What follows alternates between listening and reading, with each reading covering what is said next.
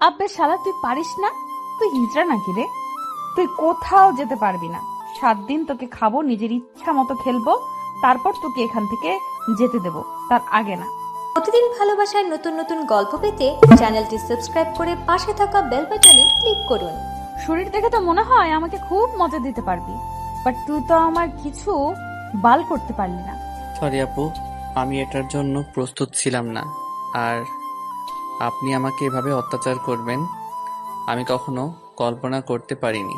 কিসের সরি আর কিসের অত্যাচার? তুই মজা পাসনি শালা। আমি তোকে নিয়ে এসেছি আমাকে মজা দেওয়ার জন্য, কিন্তু মজা দিতে পারলি না, নিজে মজা নিলি। আমি গ্রাম থেকে এসেছি, আপনারা শহরের মেয়েরা যে এত বজ্জাত, এত খারাপ, এত লজ্জাহীন আমি শুনেছি। আজকে আমি এর প্রমাণ পেলাম। আমাকে যেতে দেন, আমাকে আর অত্যাচার করবেন না। তোকে এখন আমি যেতে দেব, এটা ভাবলি কি করে? তোকে 7 দিন খাবো, তারপর এখান থেকে যেতে দেব, বুঝছিস? তার আগে তো নাই।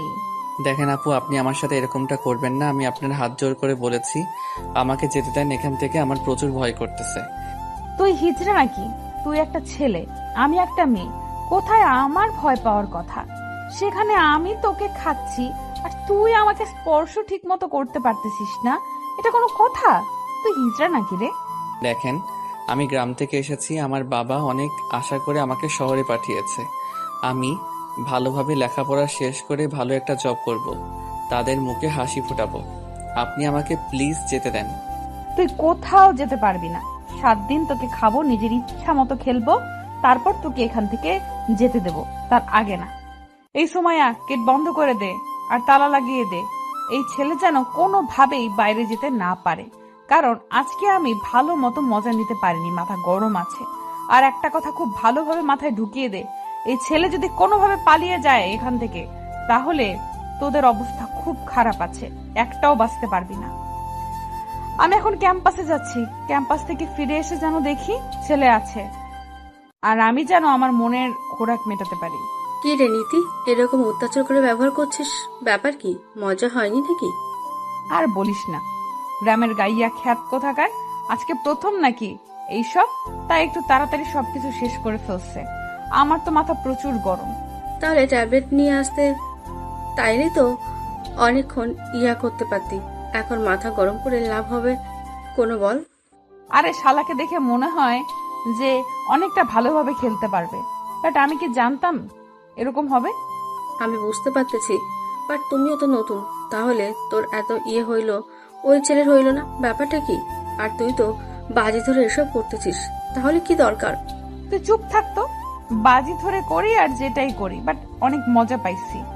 আর আমি এই মজা কখনো ভুলতে চাই না, প্রতিদিন নিতে চাই। তুই চুপ থাক। দেখ, ভালো কথা বলে দুই একজনের সাথে এটা ওটা কর, ঠিক আছে, কিন্তু এটা পার্মানেন্টলি দেওয়া বাদ দে, তাহলে জীবনটা শেষ হয়ে যাবে, বুঝলি? অনেক জ্ঞান দিয়ে ফেলেছিস, এখন চল আমরা ক্যাম্পাসে যাই, গিয়ে দেখি সেখানে মুরগি পাই কিনা, নিয়ে আসবো। এখন এই মডার্ন যুগে যদি আমি একজন মেয়ে হয়ে পেছনে পড়ে থাকি, তাহলে কেমনে হয়? ছেলেরা যদি এক নারীতে আসক্ত না হতে পারে, তাহলে আমি মেয়ে হয়ে কেন এক এক পুরুষে আসক্ত হতে যাব? কোন দুঃখে! আমার তো পুরুষের অভাব পড়বে না, শুধু একটু চোখ মারলে পুরুষের লাইন লেগে যাবে। অনেক প্রেম করেছি, অনেক ছ্যাঁকাখুর দেখেছি, এটা দেখেছি ওইটা দেখেছি, কিছুই নেই জীবনে। জীবনটা উপভোগ করতে হবে। এভাবে গোমরা মুখ হয়ে প্রেম করে ছ্যাঁকা খেয়ে থাকার চেয়ে এইভাবে লাইফটাকে এনজয় করি। ক্যাম্পাসে এসে দেখি সবাই অনেক আনন্দ করতেছে। ফ্রেন্ডদের সাথে আড্ডা দেওয়ার পর ক্লাস না করে চলে আসলাম। আমার খুব খারাপ লাগতেছে, ভালো লাগতেছে না, ভেতরটা ছটফট করছে। তাই ফার্মেসিতে গিয়ে ওষুধের কথা বলতেই ফার্মেসিওয়ালা আমার দিকে হা করে তাকিয়ে রইল। একটা ধমক দিতেই ওষুধ বের করে দিল। টাকাটা দিয়ে ওষুধটা নিয়ে চলে আসলাম। কিচ্ছু ভালো লাগছে না, তাই ভাবলাম যে আর একটু মজা করা যাক। গিয়ে বাসায় এসে দেখি সবাই যে যার যার ব্যস্ত। আমি রুমে আসলাম, এরপর একজনকে কিছু ফলমূল নিয়ে আসতে বললাম। সে নিয়ে আসলো, রুমে ফলগুলো রেখে বাইরে চলে গেল। কিরে শালা, এইভাবে চুপচাপ মেরে শুয়ে আছিস কেন মেয়ে মানুষের মতো? ছেলেটা ঘুমিয়েছিল, হয়তো আমার এরকম ধমক শুনে উঠে বসে পড়লো, আর আমার দিকে অবাক দৃষ্টিতে তাকিয়ে রইল। হয়তো ভাবতে পারিনি যে আমি এত তাড়াতাড়ি ফিরে আসব। কি দেখতেছিল আমাকে? আমি জ্যান্ত মানুষ এখানে বসে আছি, ভূত না। যা, অবাক হবি তুই। আপু, আমি আপনার পায়ে পড়ি, আমাকে এখান থেকে যেতে দেন। আমি গ্রাম থেকে এসেছি আপু। প্লিজ আমাকে মাফ করেন, আমাকে যেতে দেন। যেতে চাইলে কি যাওয়া যায়? আর আমি তোকে কি বলেছি 7 দিন থাকতে হবে, তারপর তো এখান থেকে যাবে, তার আগে না। আপু, আমি আপনাকে একটা কথা বলি, প্লিজ আমাকে এখান থেকে যেতে দেন আপু, আমার খুব ভয় করতেছে। আপু প্লিজ, আমার বাবা মা গরিব মানুষ। জ্ঞান দিতে আসবি না, বুঝছস? এগুলো খেয়ে নিয়ে, আর তোর জন্য ওষুধ নিয়ে এসেছি, তাড়াতাড়ি এগুলো শেষ করে ওষুধ খাবি। আমি তো একদম ঠিক আছি আপু, আমাকে ওষুধ খেতে হবে না, আমার তোর শরীর ঠিক আছে, আমাকে শুধু যেতে দিলেই হবে। তুই আর একবার যদি এখান থেকে চলে যাওয়ার কথা বলেছিস, তাহলে তোর আজকে এখন এই মুহূর্তে তোর জীবনের শেষ সময় হতে চলেছে। এখন তাহলে আমি তোকে খুন করে ফেলবো। আমার ধমক শুনে ছেলেটা বেশ অবাক হয়ে গেল। শহরের ছেলে হলে একটু হলেও সাহস দেখাতে পারতো, ছেলেটা গ্রামের, তাই দেখে ভয় দেখাতে খুব ভালোই লাগতেছে আমার। আর ছেলেটার আকুতি মিনতি দেখে অনেক মজা পাচ্ছি, অনেক এনজয় করতেছি। ছেলেটা কিভাবে কাপুরুষের মতো আমাকে হাত জোর করছে, আমার হাত ধরতেছে, পায়ে পড়তেছে, মজা পাচ্ছি আমি, প্রচুর ভয় দেখাতে পারছি। আর চুপচাপ একটা আপেল নিয়ে খেতে লাগলো, আমিও একটা খেতে লাগলাম। আমাকে একটু ওষুধ খাইতে হবে, আজ প্রচুর এনজয় করব। ছেলেটা খাচ্ছে আর আমার দিকে তাকিয়ে আছে, মনে হচ্ছে যে আমাকে ভূত দেখার মতো। আমিও আর ভয় দেখাইলাম, তেমন ভাবে শান্ত চোখে তার দিকে কিছুক্ষণ তাকিয়ে রইলাম। ছেলেটা একটু নির্ভয়ে খাওয়া দাওয়া শেষ করে আমি ছেলেটাকে জোরপূর্বক ওষুধ খাওয়াই দিলাম। খেতে চাচ্ছিল না, আর শিক্ষিত ছেলে তো দেখেই বুঝতে পেরেছিল সেটা কি। আচ্ছা, আপনি কেন আমার সাথে এরকম করতেছেন? আমি বুঝতেছি না, আমি কি ভুল করছি যার জন্য আমাকে এত বড় শাস্তি দিচ্ছেন? আপনি এত বড় পাপ কাজ করাচ্ছেন আমাকে দিয়ে। দেখ, আমিও প্রথমবার, আমারও মন চাচ্ছিল করার, তাই করতেছি। আর বিশ্বাস কর, প্রথমে যখন ওইটা করেছিলাম অনেক মজা পাইছি, তাই কিছু ভালো লাগতেছে না, এখন পুরো মজাটা আমাকে নিতে হবে। তাই আমি 5 ওয়াক্ত নামাজ পড়ি, আমার দ্বারা অন্তত এসব বাজে কাজ করাবেন না প্লিজ, আমাকে এখান থেকে চলে যেতে দেন না। আর শহরে তো ছেলের অভাব নেই, তাদের থেকে একজনকে নিয়ে আসেন, ছেলেটাও মজা পাবে, আপনিও মজা পাবেন। প্লিজ আমাকে এই পাপ কাজ করাবেন না আর। তোকে যে আমার ভালো লেগে গেছে, এমন কিছু করার নেই। এই 7 দিন আমার সাথে থাকতে হবে, আর আমি এই 7 দিন তোর সাথেই থাকবো, তোর সাথে সব কিছু করব। তো যা যা করতে পারিস। আপনার কখনোই ভালো হবে না, আমি বলে দিচ্ছি। আপনি কখনোই জীবনে সুখে থাকতে পারবেন না, কারণ আপনার স্বামীর হক আপনি বিয়ের আগে নষ্ট করে ফেলতেছেন। বিয়ে করে কি হবে? যখন ইচ্ছা করবে একটা ছেলেকে নিয়ে আসবো, আমি বিয়ে করব। আমাকে দেখে তোর কি মনে হয় আমি বিয়ে করব? না, যা ইচ্ছা তাই করেন, আমাকে এখান থেকে যেতে দেন প্লিজ, আমার অনেক কষ্ট হচ্ছে নিজেকে কন্ট্রোল করতে। তোকে কন্ট্রোল করতে কে বলেছে? আমি আছি না, চল এবার কাজ শুরু করা যাক। আমি বুঝতে পারতেছি, আর আমিও নিজেকে আর কন্ট্রোল করতে চাই না। ছেলেটাকে একটা নিয়ে নিজের মাঝে নিয়ে নিলাম, আরো ঠোঁটে আমার ঠোঁট দুটো ডুবিয়ে দিলাম। ছেলেটা ইচ্ছার বিরুদ্ধে আমার কাছে আসতে বাধ্য, কারণ তাকে আমি ওষুধ খাইয়ে দিয়েছি, আর ওষুধ খাওয়ার পর উত্তেজনাটা দ্বিগুণ বেড়ে যায়। তাই ছেলেটা বাধ্য হয়ে আমার কাজে সাড়াই দিচ্ছে, আর আমিও অনেক সুন্দরভাবে মজা নিচ্ছি। ছেলেটার একটা হাত আমার পেটের উপর রেখে আমি তার হাত ধরে আমার নাভির উপরে রেখে স্লাইড করে দিচ্ছি। প্রচুর মজা লাগতেছে। আসলে এই দৃষ্টিতে এত মজা শুধু বিবাহিত বান্ধবীদের কাছ থেকে শুনেছি, বাট আজকে তার বাস্তব রূপ। বিশ্বাস করেন, বিয়ে করে জীবনটা কষ্ট পাওয়ার থেকে এইভাবে এনজয় করা অনেক ভালো। সব বাধা বিপত্তি পেরিয়ে ছেলেটাকে একেবারে নিজের আপন করে নিলাম। কিছুক্ষণ পর আমি ছেলেটা আমাকে ছেড়ে দিতে যাচ্ছিল না। তার মানে ছেলেটা এখন তো আর বেস্ট মুডে আছে। আমি আমার বেস্ট ফ্রেন্ড ফিরে গেলাম, আর দুজনে অনেক মজা করলাম। আর কিছুক্ষণ বাদে দুজনে শুয়ে পড়লাম। আমি ছেলেটার বুকে মাথা রাখলাম, আর ছেলেটা কিছুক্ষণ পর আমাকে সরিয়ে দিয়ে অন্য সাইডে গিয়ে শুয়ে পড়লো। আপনি আমাকে দিয়ে আর কত জঘন্য কাজ করাবেন? আমি এরকম কোনো কিছু করতে চাই না, প্লিজ আমাকে যেতে দেন। তুই এত ভালো খেলতে পারিস, আর আমি তোকে ছেড়ে দেব সেটা কিভাবে ভাবলি? কখনোই না। আপনি বিশ্বাস করেন আমাকে এখন এখান থেকে যেতে হবে, আপনি যদি এখন যেতে না দেন তাহলে আমি নিজেকে শেষ করে ফেলবো। তাতে আমার কোনো কিছু যায় আসে না। তোর বাবা মাকে কে দেখবে? শুধু সেটা একবার ভেবে দেখো তো। টাকা দরকার, আমি তোকে টাকা দেব। আপনি কেন বুঝতে পারতেছেন না? কেন আমার সাথে এরকম করতেছেন? আমি 5 ওয়াক্ত নামাজ পড়ে এসব কাজ করতে পারবো না আমি। তোর এই দেমাগ যত বেশি দেখাবি তত বেশি দিন তোকে এখানে থাকতে হবে। তাই আমাকে দেমাগ দেখাতে আসবি না। আমি কি করলে এখান থেকে দ্রুত চলে যেতে পারবো 2-1 দিনের মধ্যে আপনি বলেন। আপনার গোলামি করলে না কি করলে আমি সেটাই করব। আর বাট আমাকে 2 দিনের মধ্যে এখান থেকে যেতে দিতে হবে। তুই তো আমাকে ধমক দিচ্ছিস। বাহ, আমাকে হুমকি দিচ্ছিস 2 দিনের মধ্যে যদি যেতে না দে তাহলে কি করবি শুনি? আমি কোনো ধুমকি বা হুমকি করতেছি না। আমি আপনার কাছে উপায় জানতে চাচ্ছি, আপনি আমাকে প্লিজ বলবেন এটা। এটার কোনো উপায় নাই, আর তোকে এখানে থাকতেই হবে 7 দিন। আর 7 দিন পর রেজাল্ট আসবে, তুই যাইতে পারবি কি না। মানে আপনি কি বোঝাতে চাচ্ছেন, কি বলতেছেন এসব? আমাকে 7 দিন পর যাইতে দিবেন না মানে কি বোঝাতে চাচ্ছেন? আপনি কি ঠিক আছেন না আপনার মাথা ঠিক আছে? আমাকে আমাকে এখন যেতে দিবেন এখান থেকে? চিল্লিয়ে কোনো লাভ নেই, তুই এই রুম থেকে বের হতে পারবি না, বুঝছিস? এখন তুই রুমে বন্দি থাক। আমি বাইরে যাচ্ছি, একটু পর আবার এসে দেখা হবে। ছেলেটাকে দেখে মায়া হচ্ছে, তাই সেখানে আর বেশিক্ষণ থাকতে পারলাম না। বেশিক্ষণ থাকলে আবার অতিরিক্ত মায়া লেগে যাবে, তার জন্য বাইরে চলে আসলাম। এত মায়াবী হলে তো চলবে না, নিজেকে কঠোর হতে হবে। বাইরে এসে সবাইকে যার যার কাজগুলো বুঝিয়ে দিলাম। আজকে কলেজেও যেতে ইচ্ছে করছে না, আর তাই আর গেলাম না কলেজে। আমার বাবার কলেজ, আমার বাবার, তাই আমার যখন খুশি আমি তখন যাই, কেউ আমাকে কিচ্ছু বলতে পারে না। আর আমার বাবা, আমি যেটা বলবো সেটা তো তাকে বিশ্বাস করতেই হবে, কারণ আমি তার বিশ্বাসটা সব সময় অর্জন করি। কিন্তু এই লাইনে প্রথমবার এসেছি, কেউ জানে না, শুধু 2-1 ফ্রেন্ড জানে, বান্ধবী। কারণ ফ্রেন্ড সার্কেলকে যদি এসব না জানাই তাহলে একঘেয়েমি হয়ে যাবে, তাই তাদের কাছ থেকে একটু মজা পাওয়ার জন্য জানিয়েছি। শুনলাম তুই নাকি ইদানিং খুব খোরাক মেটাচ্ছিস নিজের। তোর কি হয়েছে? তোর লাগবে চলে আয় আমার বাসায়, তোকেও নিয়ে মজা করব। তোকে দেখে আমার মেয়ে মনে হয় না, বুঝছিস? তোকে দেখে আমার ছেলে মনে হয়।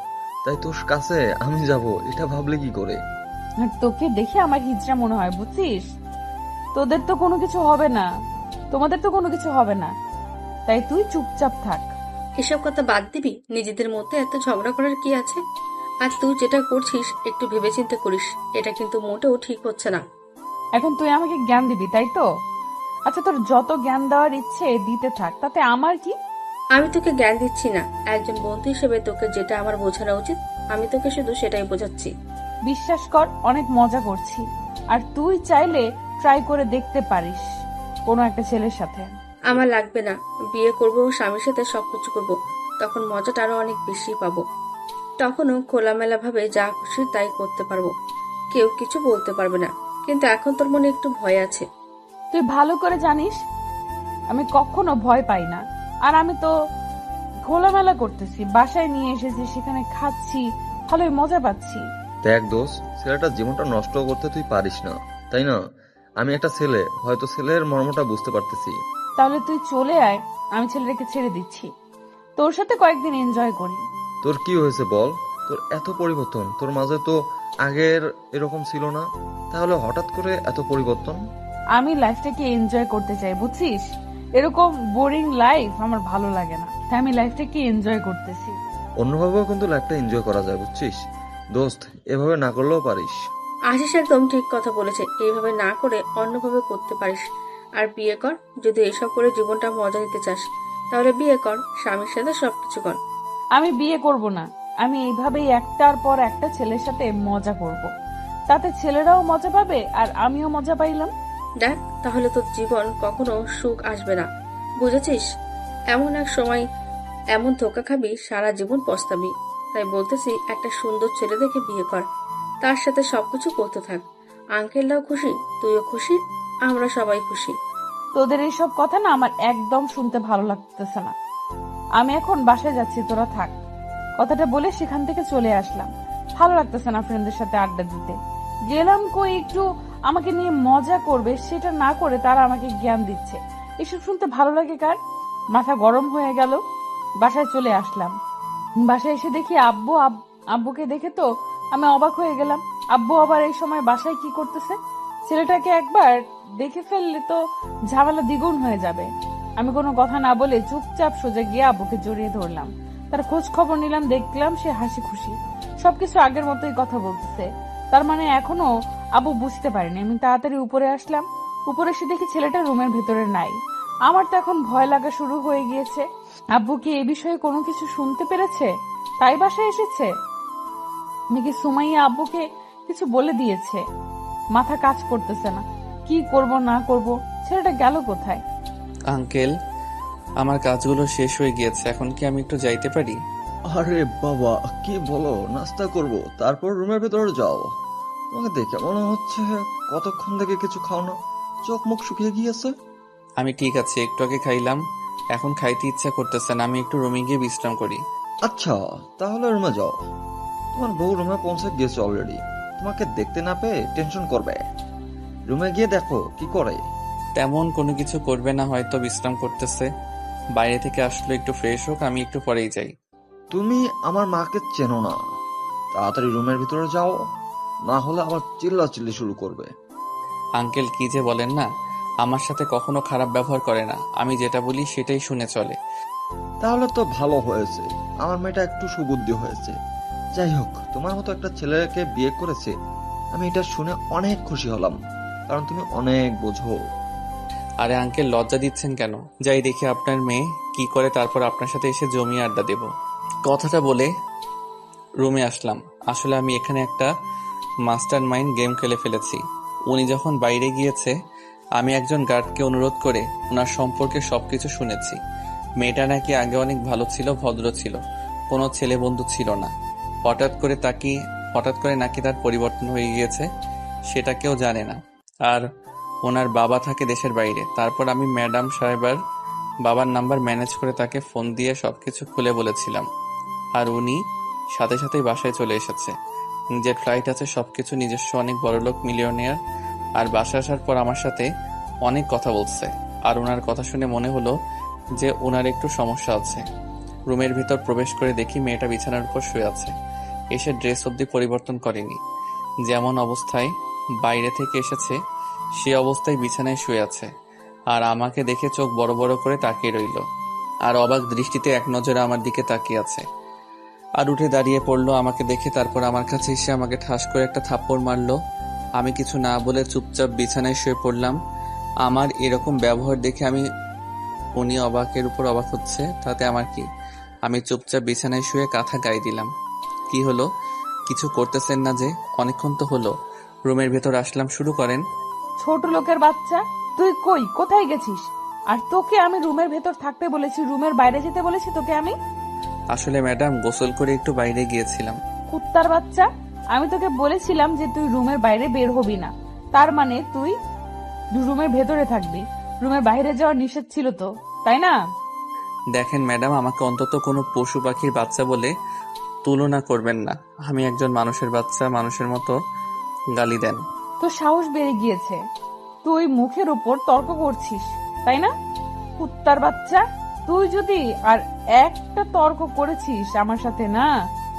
আপনার বাবা কিন্তু বাসায় আছে, তাই আমি চাচ্ছি না এখানে চিল্লাচিল্লি করতে। আপনার বাবা শুনলে আপনার কিছু থাকবে না। তার মানে তুই আমার বাবার সাথে কথা বলেছিস আর এইসব কিছু বলেছিস নাকি কুত্তার বাচ্চা? দেখেন, আপনি আবার রেগে যাচ্ছেন, এটা কিন্তু মোটেও ঠিক না, আপনার স্বাস্থ্যের জন্য ক্ষতি।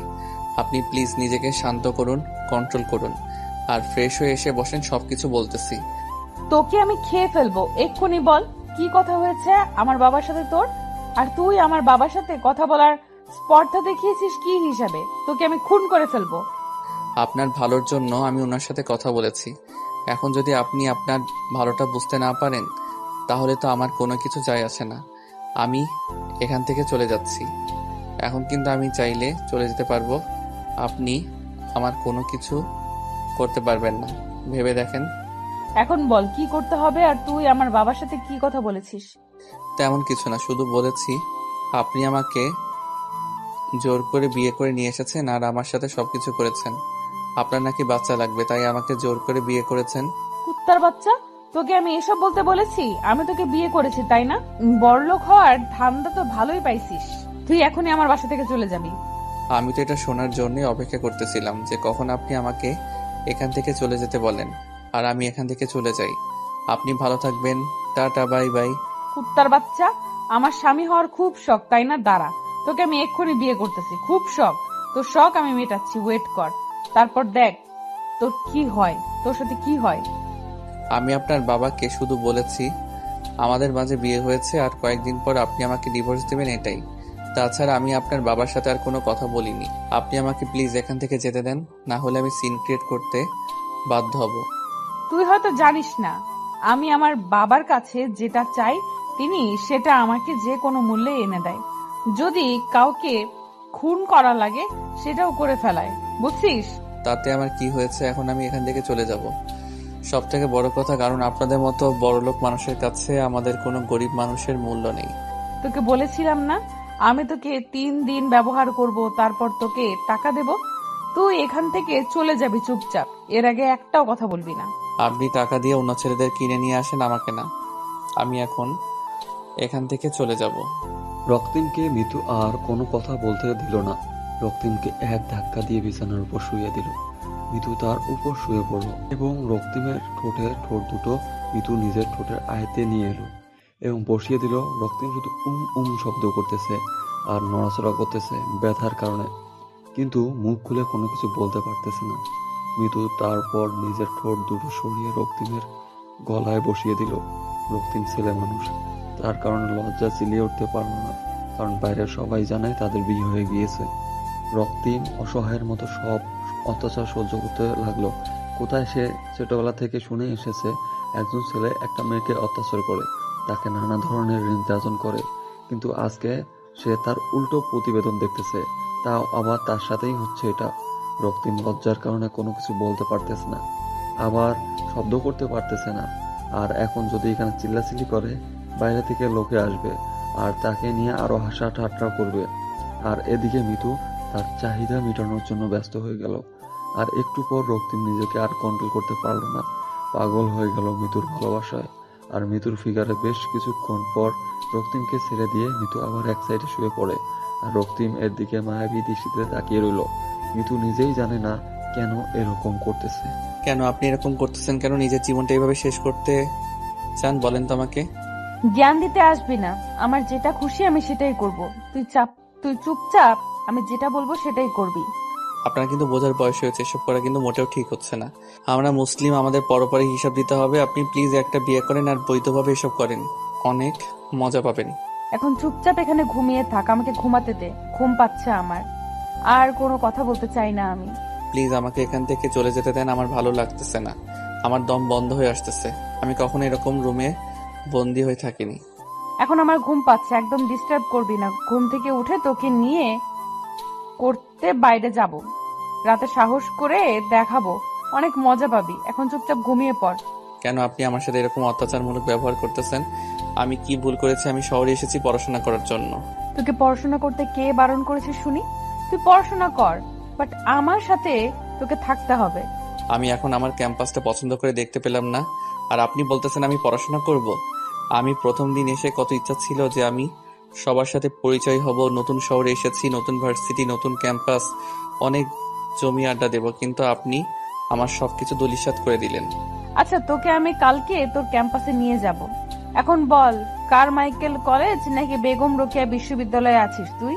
আমি বেগম রোকেয়া বিশ্ববিদ্যালয় ইকোনমিক ডিপার্টমেন্টের। আচ্ছা, তাহলে এখন চুপচাপ আমাকে ঘুমাতে দে। আর তুই না ঘুমালে যা খুশি তাই কর, কিন্তু রুম থেকে বেরিয়ে যাবি না, রাতে ঘুরতে যাব। আমার ভালো লাগতেছে না কিছু, আমাকে এখান থেকে যেতে দিচ্ছেন না। কিসের জন্য? আমি এবার কিন্তু কান্না করব। তোর যা ইচ্ছা তুই তাই করতে পারিস, আমি তোকে কিছু বলতেছি না, তোর ইচ্ছা, কিন্তু রুম থেকে বেরিয়ে যাবি না। কথাটা বলে মিতু ঘুমিয়ে পড়ার ভান করে শুয়ে রইল। আর মিতুর একটু ক্লান্তি লাগতাছে, তার জন্য সে একটু ঘুমানোর চেষ্টা করতেছে। আর এদিকে রক্তিম বেচারা কি করবে না করবে বুঝতেই পারতেছে না। মিতুকে বোঝানোর চেষ্টা করতেছে, কিন্তু মিতু কোনোভাবেই বোঝার চেষ্টা করতেছে না। তারপর রক্তিম চুপচাপ চোখ দুটো বন্ধ করে ভাবতে লাগলো, তার বাবা মার স্বপ্ন, তার ইচ্ছা সবকিছু শেষ হয়ে যাচ্ছে দিনের পর দিন। কেন যে সে এ শহরে আসলো আর কেন যে এই মেয়ের হাতে পড়লো সেটা ভাবতেই খুব খারাপ লাগছে রক্তিমের। রক্তিম সাদামাটা একটা ছেলে, গ্রাম থেকে এসেছে, শহরে কিছু বোঝে না, আর হুট করে এসে মিতুর পাল্লাই পড়ে সবকিছু তার ওলটপালট হয়ে যাচ্ছে। এসব ভাবতে ভাবতে রক্তিম আর মিতু দুজনেই ঘুমিয়ে পড়েছে। তারা নিজেই বুঝতে পারেনি আজ সন্ধ্যা সময় আশিস আর সোমাইয়া দুজনে ক্যাম্পাসে আড্ডা দেওয়ার জন্য বেরিয়ে পড়েছে। তারা দুজনে মিতুকে অনেকবার ফোন করেছিল, কিন্তু আমি তোর ফোন করব, কিন্তু আমি তোর ফোন ধরবে কি মিতু ঘুমিয়ে পড়েছে, তাই তারা বিরক্ত হয়ে আমাকে ফোন দেওয়া অফ করে দিল। সুমাইয়া এবং আশিস দুজনে ক্যাম্পাসে হাঁটাহাঁটি করে আড্ডা দিচ্ছে। আজকে তাদের অনেক খারাপ লাগছে, কারণ এখানে যদি মিতু থাকতো তাহলে তাদের সাথে কত মজা হতো, কিন্তু মিতুকে ছাড়া তারা দুজন যেন প্রাণহীন একটা মানবের মতো। তোর কি মনে হয় মিতু যে কাজটা করতেছে ওই ছেলেটার সাথে, সেটা কি মোটেও ঠিক করতেছে? দেখ, আমিও তো কত করে বোঝানোর চেষ্টা করলাম, কিন্তু আমার কথা সে কানে নিল না। আমার মাথায় কোনো কিছু আসতেছে না যে এটার কিছু একটা করা উচিত, না হলে এভাবে চলতে থাকলে তো মিতু একসময় নষ্ট হয়ে যাবে। কিন্তু আমাদের একটা ভালো ফ্রেন্ড। তোর সাথে তো পরিচয় হয়েছে 3-4 বছর হলো, কিন্তু আমি ছোট থেকেই ওর সাথে বড় হয়ে গেছি, একেবারে একসাথে বড় হয়েছি। আমি তো বুঝতে পারছি। যখন তোকে এই কথাগুলো বলেছিল তখন তুই ওকে যদি মানা করতি বা কোনো কিছুর ভয় দেখাইতি, তাহলে হয়তো আজকে এরকম হতো না। তাতে মনে হয় কাজ হইতো। তুই যেভাবে বলতেছিস কোনো কাজ হইতো না, বুঝেছিস? এখন চুপচাপ থাকতো, মাথা ব্যথা করছে, এসব নিয়ে আর টেনশন করতে ইচ্ছা করছে না আমার। আচ্ছা চল, ওইদিকে গিয়ে কোনো কিছু খেয়ে তারপর বাসায় চলে যাব। আমারও ভালো লাগতেছে না, ঘুম পাচ্ছে প্রচুর আমার। আচ্ছা, আর তোর সাথে আমার কিছু পার্সোনাল কথা আছে, বলবো বলবো করে কখনোই বলা হয়নি। তাহলে এখন বল, সমস্যা কি? এখন তো আমরা দুজনে এখানেই আছি, আর কেউ তো নেই। আর মিতু থাকলে তো অকট লাগতো, তাহলে বলে দে। আজকে বলবো না, অন্য একদিন বলবো। আজকে ইচ্ছা করছে না, ওই রকম মন মেজাজ ভালো না যে বলবো পরে কোনো একদিন। আরে বল, সমস্যা নেই। আমার অত কিছু ভালো লাগতেছে না, তোর কথা শুনে যদি মন ভালো হয়ে যায় বল, সমস্যা নেই, কেউ তো নেই। বাদ দে এসব কথা, পরে কোনোদিন বলবো। আজ ভালো লাগছে না আমার, চল এখন কিছু খেয়ে তারপর বাসায় চলে যাব। তাহলে কি আর করা, চল তাড়াতাড়ি। আমারও খুব ক্ষুধা লাগছে, আজকের ট্রিটটা দিবি। আমার কাছে কোনো টাকা নেই, আজকে আমি কোনো টাকা নিয়ে বের হইনি, তোর টাকাই খাবো তার জন্য। আচ্ছা চল, আমার কাছে কিছু টাকা আছে, সেটা দিয়ে তোকে খাওয়াবো, সমস্যা নেই। পরে কিন্তু তুই আমাকে খাওয়াবি। সেটা পরে দেখা যাবে, এখন চল তো, বকবক করতে ইচ্ছে করছে না আমার। সুমাইয়া আশিসকে পছন্দ করে আর আশিস সুমাইয়াকে পছন্দ করে, কিন্তু মুখ ফুটে কেউ কাউকে বলবে এই সাহসটা দুজনেই কারোর হয়ে ওঠেনি এখনো পর্যন্ত। আর এই বিষয়টা মিতু একটু খেয়াল করেছিল, কিন্তু পরে ভেবেছে ফ্রেন্ড তাদের মাঝে একটু হালকা পাতলা হয়তো ভালো লাগতেই পারে, বাট এটা নিয়ে বেশি কথা বলেনি মিতু। আর আজকে সুমাইয়া ভাবলো যে আশিসকে কথাটা বলে দিলে ভালো হয়, বাট পরে আর সাহস হয়ে উঠলো না যে আশিস কি বলবে, তার জন্য আশিস কিনা বলে। এখন সেখানে চলে যাচ্ছে, আর এদিকে হুট করে মিতুর ঘুম ভেঙে গেল, আর ফোন হাতে নিয়ে দেখে সুমাইয়া আর আশিস তাকে অনেকবার ফোন করেছিল। ঘরের দিকে তাকিয়ে দেখে সন্ধ্যা পার হয়ে গিয়েছে, 7টা বাজে। মিতু ফোন ব্যাক না করে ফ্রেশ হওয়ার জন্য বাথরুমে গেল, তারপর ফ্রেশ হয়ে বেরিয়ে আসলো। এসে দেখে রক্তিম এখনো ঘুমিয়ে আছে। ঘুমন্ত অবস্থায় রক্তিমকে দেখতে পেয়ে মিতু আবারও তার উপর একটু দুর্বল হয়ে পড়ল। মিতু রক্তিমের কাছে এসে রক্তিমের ঠোঁটে নিজের ঠোঁট দুটো একটু স্পর্শ করে দিল, আর তখনই রক্তিম নড়াচড়া করে উঠল। মিতু এখান থেকে সরে গিয়ে আয়নার সামনে দাঁড়িয়ে পড়ল, আর মৃত্যুকে নতুন রূপ দেখতে রক্তে একটু যেন জানি হয়ে গেল, বাট কোনো কিছু না বলে চুপচাপ সেখানে চুপটি মেরে চোখ বন্ধ করে শুয়ে রইল রক্তিম। ঘুম হয়ে থাকলে এখন উঠে ফ্রেশ হয়ে নেন, আর এখন আমরা বাইরে যাব ঘোরার জন্য। রক্তিমের এরকম কথা শুনে অবাক হয়ে গেল মিতু, তার সাথে ভালো করে কথা বলতেছে এই ভাবতেই রক্তিম কেমন জানি শিউরে উঠল। তারপর রক্তিমের কোনো কথা না বলে চুপচাপ বাথরুমে গিয়ে ফ্রেশ হয়ে রেডি হয়ে নিল। তারপর ভালো লাগতেছে না, রুমে থাকতে আজকে 2 দিন ধরে রুম থেকে বের হয় না, তাই রক্তিমের খুব খারাপ লাগতেছিল। আর মিতু কথাটা বলার সাথে সাথেই রক্তিম ফ্রেশ হয়ে সে রেডি হয়ে নিল। শোন, একটা কথা বলি তোকে, বাইরে নিয়ে যাচ্ছি, এটা ভাবিস না যে তুই ইচ্ছা করলে সেখান থেকে পালিয়ে যেতে পারবি। যদি এরকম ভুল করিস তাহলে তোর জীবন আজকে থাকবে না, কালকেই তোকে মাটির তলে থাকতে হবে। আপনি এসব কি আবল তাবল কথা বলতেছেন? আমি কিছু বুঝতেছি না।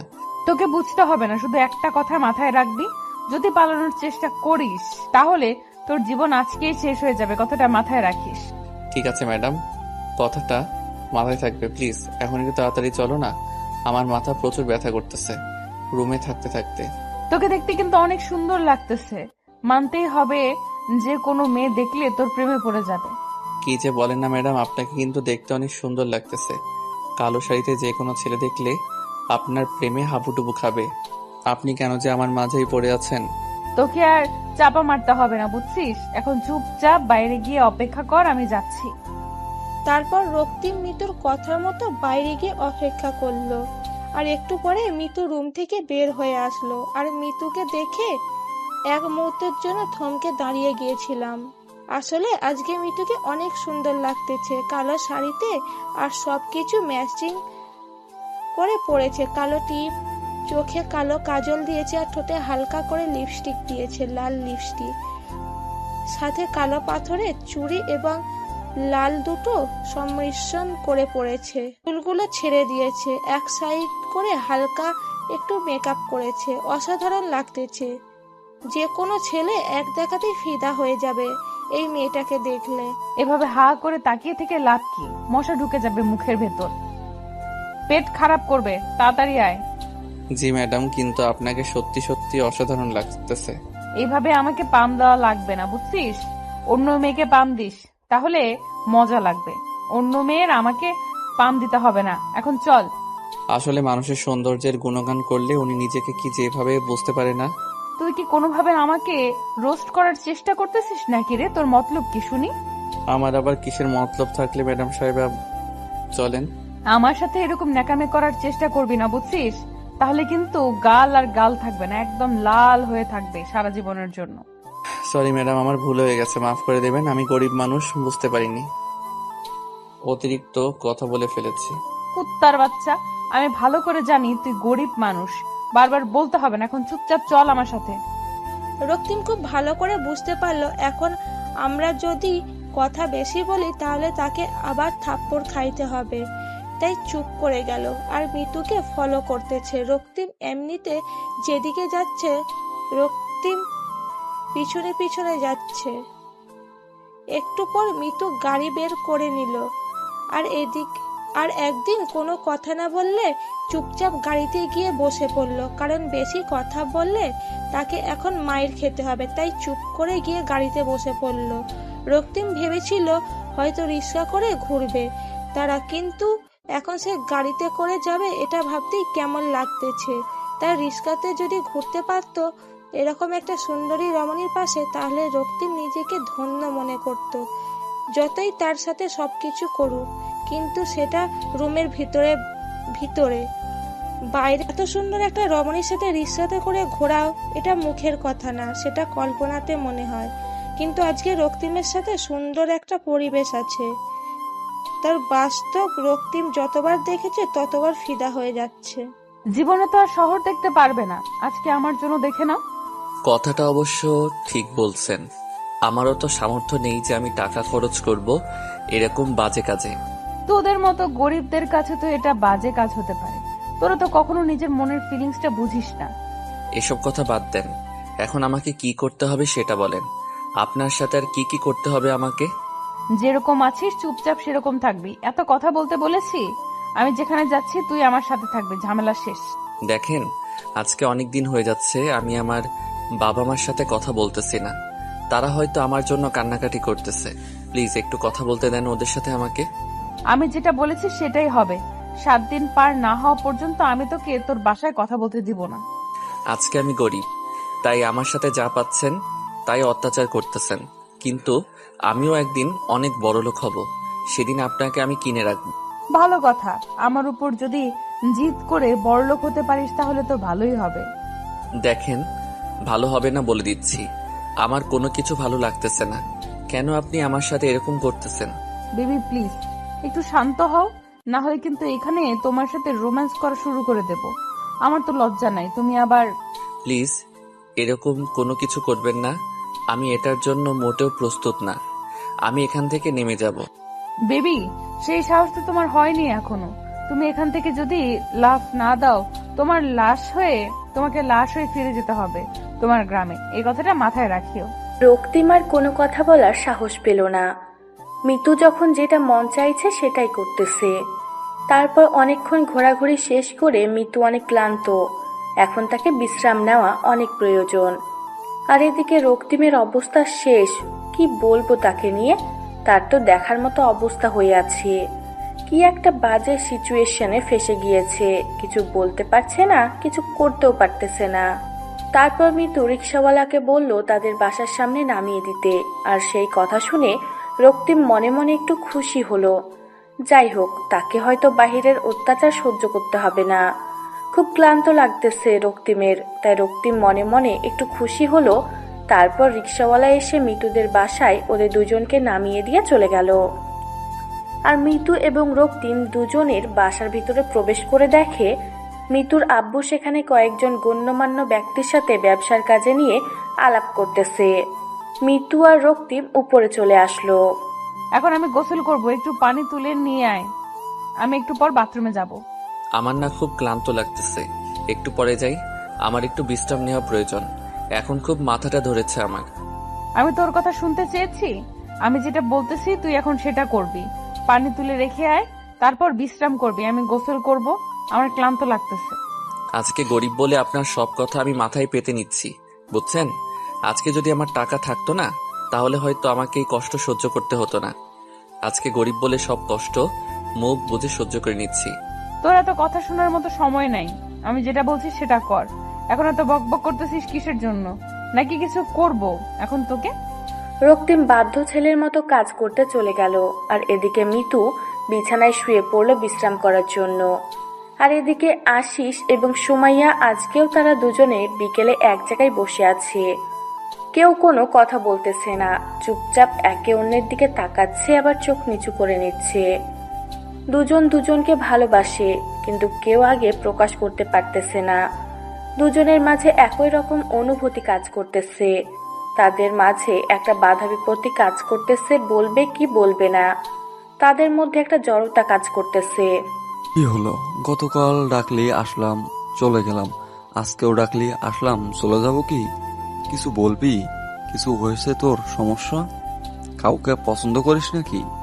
আসলে একটা কথা কি জানিস, আমি না বলতে পারছি না। দেখ, এটা তুই কি বলতেছিস? কি কথা বলবি? আমাকে বলতে আবার লজ্জা কিসের? বুঝতেছি না তো। আমি তোর বন্ধু, তাই না? সেটাই তো ভয় পাচ্ছি, কি যে হবে না হবে আমি কিছু ভেবে পাচ্ছি না। আর তুই একটু বুঝে নিতে পারিস না? আমি কি বুঝে নেব আর কি না বুঝে নেব বুঝতে পারতেছি না তো। আমি কিছুই বুঝতে পারতেছি না। তুই আমাকে বললে তো আমি বুঝতে পারবো।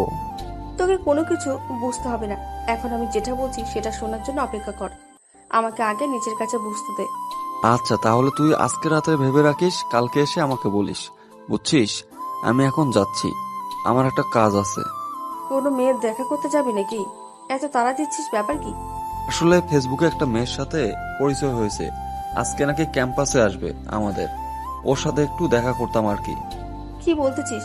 কোন মেয়ে, আর কোথায় বাড়ি, আর কোন ক্লাসে পড়ে? তোর সাথে দেখা করবি কিসের জন্য? আমি কি জানি, আমাকে বললো দেখা করার কথা। আর আমি কি বলবো? আমি বললাম ঠিক আছে, আজকে দেখা করব। এবার সুমাইয়া অনেকটা ভয় পেয়ে গেল।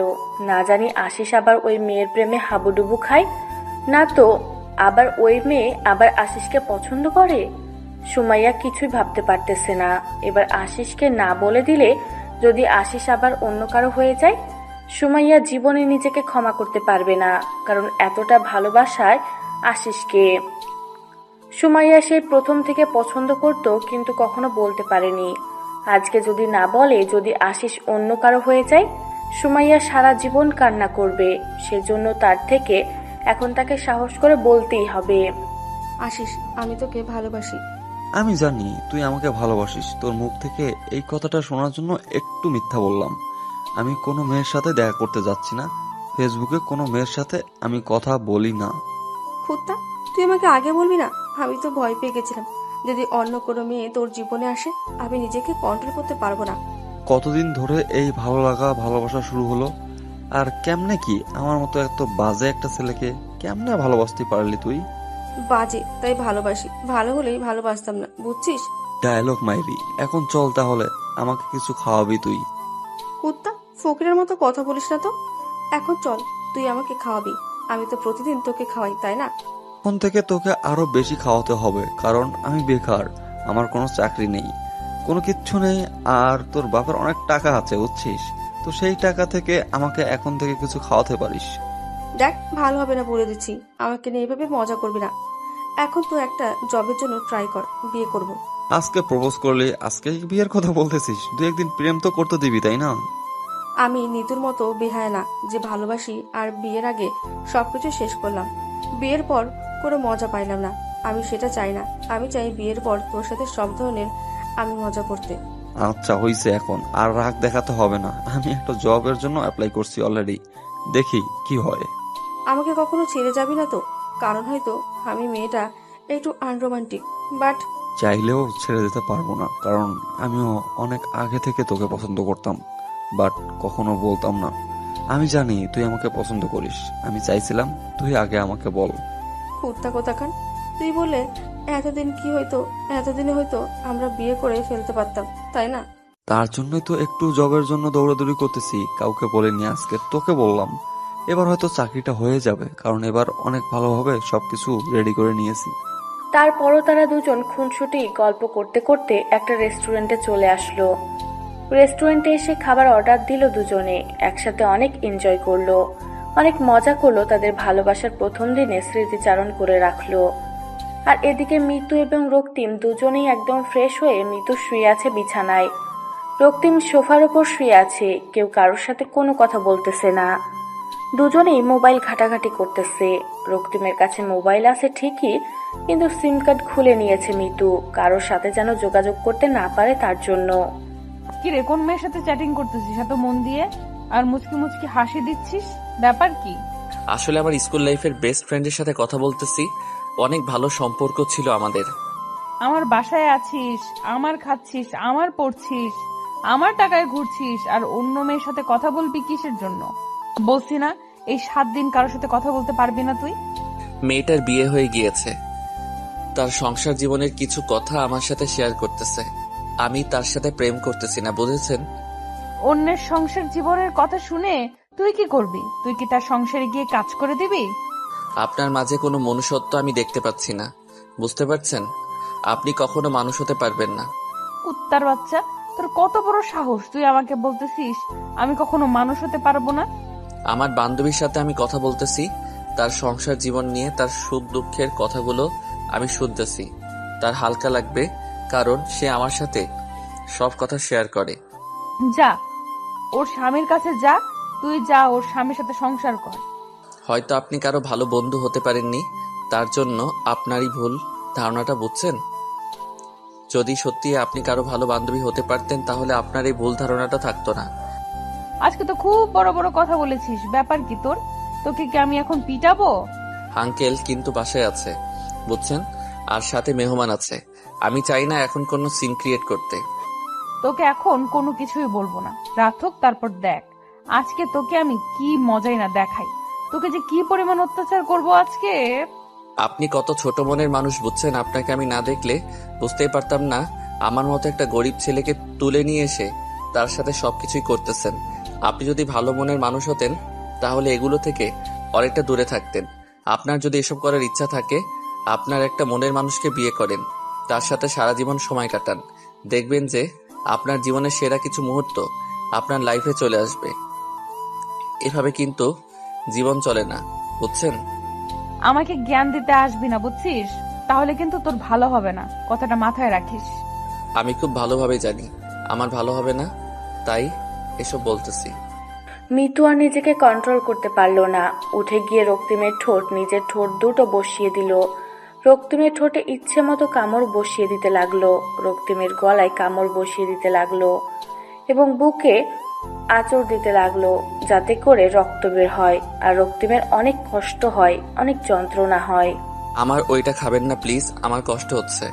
এটা খেলেই তো আমি বেশি মজা পাবো, এটা না খেলে তো আমি মজা পাবো না, বুঝছিস? তুই তো চুপচাপ করে থাক। আমি বুঝতে পারতেছি না আপনি কেন এত নোংরা কাজ করতেছেন, প্লিজ আমাকে ছেড়ে দেন। তুই চুপচাপ থাক আর নে, তুই এখন এই 2টা খা, বুঝছিস? আমার পক্ষে সম্ভব না, আমি এত নোংরা কাজ করতে পারবো না, প্লিজ আপনি এখান থেকে সরে যান। ভালোই ভালোই বলতেছি, তাই গায়ে লাগতেছে না, তাই না? এখন যদি আবার বেশি রকম করে ফেলি তখন তো আবার সুসুর করে খাবি। আপনি এটা মোটেও ঠিক করতেছেন। আমার সাথে এর জন্য আপনাকে একদিন পস্তাতে হবে। সেটা পরে দেখা যাবে, এখন যেটা করতে বলছি সেটা কর, না হলে কিন্তু খুন করে ফেলবো। আমার হাতে দেখতে পাচ্ছিস সেটা কি? আজকে কিন্তু 6ষ্ঠতম দিন। কালকে আমাকে প্লিজ বিদায় করে দিবেন। আমি এসব কাউকে বলবো না। আমি চলে যাব এই শহর থেকে। আচ্ছা ঠিক আছে, এখন তুই আমাকে মজা দিবি, আর যদি আমাকে ইচ্ছা মতো মজা দিতে পারিস তাহলে কিন্তু আমি তোকে কালকে ছেড়ে দিব। মিতু কথা শুনে রক্তিম একটু সাহস পেল। তারপর মিতুকে তার ইচ্ছে মতো আদর করতে লাগলো, যেটা আদর করলে একটা মেয়ে একদম মাতাল হয়ে যেতে পারে সেই লেভেলের আদর করতে লাগলো রক্তিম মিতুকে। মিতু অনেক মজা পাচ্ছে, তার ইচ্ছে করতেছে এখানে এসে হারিয়ে যেতে, এই সুখ থেকে যেন কখনো ফিরে না আসে। বেশ কিছুক্ষণ এভাবে তাদের রোমান্টিক মুহূর্ত পার করার পর রক্তিম মিতুকে ছেড়ে দিয়ে এক সাইডে গিয়ে বসে পড়লো আর চিন্তা করতে লাগলো যে কেন সে এত ভুল কাজ করতেছে। অনেক মজা হয়েছে জানিস, অনেক অনেক। আচ্ছা, তাহলে এখন আমি একটু বাইরে যাব। আমার কিছু ভালো লাগতেছে না। তারপর কালকে আমাকে প্লিজ যেতে দিয়েন। সেটা কালকে দেখা যাবে, আর এখন কোথাও বাইরে যাওয়া যাবে না তোর। আপনি কিন্তু আমাকে কথা দিয়েছেন, আর কথা দিয়ে প্লিজ অন্তত কথাটা রাখবেন আপনি। তুই কি আমাকে বিয়ে করবি? তাহলে আজকে তোকে আমি বিয়ে করতেছি কাজী অফিসে, চল। এসব আপনি কি বলতেছেন? আমি পারবো না আপনাকে বিয়ে করতে। প্লিজ আমাকে ছেড়ে দেন। আমি এসবের মাঝে নেই। আমি তো তোকে বিয়ে করব, তোকে ছাড়া তো অন্য কাউকে বিয়ে করব না। চল কাজী অফিস। আমাকে মাফ করবেন আপু, আমি পারবো না আপনাকে বিয়ে করতে। আমাকে ছেড়ে দেন প্লিজ। আমার সাথে এরকম করবেন না, তাহলে আমি আত্মহত্যা করতে বাধ্য হব। আমি কি তোকে ভালোবাসি? তুই আত্মহত্যা করতে চাইলে চুপ হয়ে যাই, তুই আত্মহত্যা করতে চাইলে চুপ হয়ে যাব। তোর যেটা খুশি সেটাই করবি, বিয়ে করব তোকে, এটাই ফাইনাল কথা। কেন আপনি আমার সাথে এরকম করতেছেন? আমার কি দোষ ছিল? আমি বাসায় যাব, প্লিজ আমাকে যেতে দেন। আমাকে বিয়ে কর, তোর বাসায় রেখে আসবো, সত্যি আমি তোকে তোর বাসায় দিয়ে আসবো। না, আমি এটা করতে পারবো না। আমি আপনাকে বিয়ে করতে পারবো না। প্লিজ আমাকে যেতে দেন। কখনোই না। এখন যদি তুই যেতে চাস তাহলে আমি আব্বুকে বলে তোকে খুন করে সবকিছু ক্লিয়ার করতেছি, দাঁড়া। আমি বুঝতে পারতেছি না কেন আপনি আমার সাথে এরকম করতেছেন। আমি কি ভুল করেছি? আমি কি দোষ করেছি শুনি? আর একটা কথা যদি তুই আমার সাথে বলেছিস তাহলে কিন্তু তোর অবস্থা খুব খারাপ আছে। এখন যা, সুন্দরভাবে গোসল করে তারপর ফ্রেশ হয়ে রেডি হ, আমরা বিয়ে করতে যাচ্ছি। না, আমি এটা করতে পারবো না। আমাকে এখানে খুন করে ফেললেও আমি আপনাকে বিয়ে করব না, বিয়ে করব না, বিয়ে করব না। তোকে খুন না করে যদি তোর বাবা মাকে খুন করে তাহলে কি করবি বল? না মানে কি বোঝাতে যাচ্ছেন আপনি আমাকে? আমি তোর পরিবারের খোঁজ খবর নিয়েছি, বুঝছিস? তোর বাসা কোথায়, তুই কোথায় থেকে এসেছিস সবকিছু আমি জানি, তাই বেশি নাটক না করে এখন যা। রক্তিম এবার নিরুপায়, বড়লোকের মেয়ে খোঁজ খবর নিতে পারে এটাই স্বাভাবিক।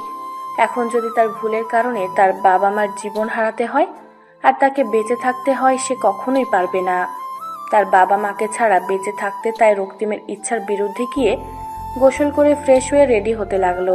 আর এদিকে মিতু গোসল করে বউয়ের সাজে সাজতে লাগলো। সবাই জিজ্ঞেস করতেছে যে কেন এত সাজুগুজু করতেছে, বলতেছে সে এমনিতেই ঘুরতে যাবে। সবাইকে তো আগে থেকেই বলা আছে যে এই ছেলের সাথে কিছুদিন টাইম পাস করবে, তারপর ছেড়ে দিবে। কিন্তু তার আব্বু জানে তারা বিয়ে করেছে। এদিকে আশিস এবং সুমাইয়া দুজনে আজকে সকাল সকাল ঘুরতে বের হয়ে গিয়েছে। গতকাল তাদের সুন্দর একটা রিলেশনশিপ শুরু হয়ে গিয়েছে, তাই সকাল সকাল আজকে দুজনে অনেক সুন্দরভাবে সাজগোজ করে বেরিয়ে পড়েছে সারাদিন ঘোরাঘুরি করার জন্য, একে অন্যকে সময় দেওয়ার জন্য। সুমাইয়া চুপ থাকতে থাকতে এখন তার খুব খারাপ লাগতেছে। আর এদিকে আশিস চুপচাপ শুধু শহরটা দেখে যাচ্ছে আর ভাবতেছে কখন চাকরিটা হয়ে যাবে তার। কি হলো এইভাবে চুপ করে আছিস যে? ব্যাপার কি? কোনো কথা বলছিস না? মন খারাপ? আরে না, মন খারাপ হবে কিসের জন্য? এমনি ভাবতেছি আর কি। সেই ভাবাটা কি নিয়ে বুঝতেছি না তো। এরকম মুখ গোমরা করে বসে আছিস ঘুরতে বের হয়ে। ভালো লাগতেছে না কিছু। জবটা যে কবে হবে আর কবে যে তোকে নিজের করে নিতে পারবো সেটাই কল্পনা করতেছি। এত অধৈর্য হচ্ছিস কিসের জন্য? ধৈর্য ধর, আমি তো আছি, তোকে ছাড়া কোথাও যাব না। যদি মরেও যাই, বুঝেছিস? বাস্তবতাটা কিন্তু অন্যরকম, বুঝছিস? আমি যদি কোনো কিছু করতে না পারি তোকে কখনোই নিজের করে নিতে পারবো না, কারণ তোর বাবা অনেক বড় লোক আর আমি গরিব ঘরের একটা ছেলে। আমার বাবা মোটেও এইরকম না।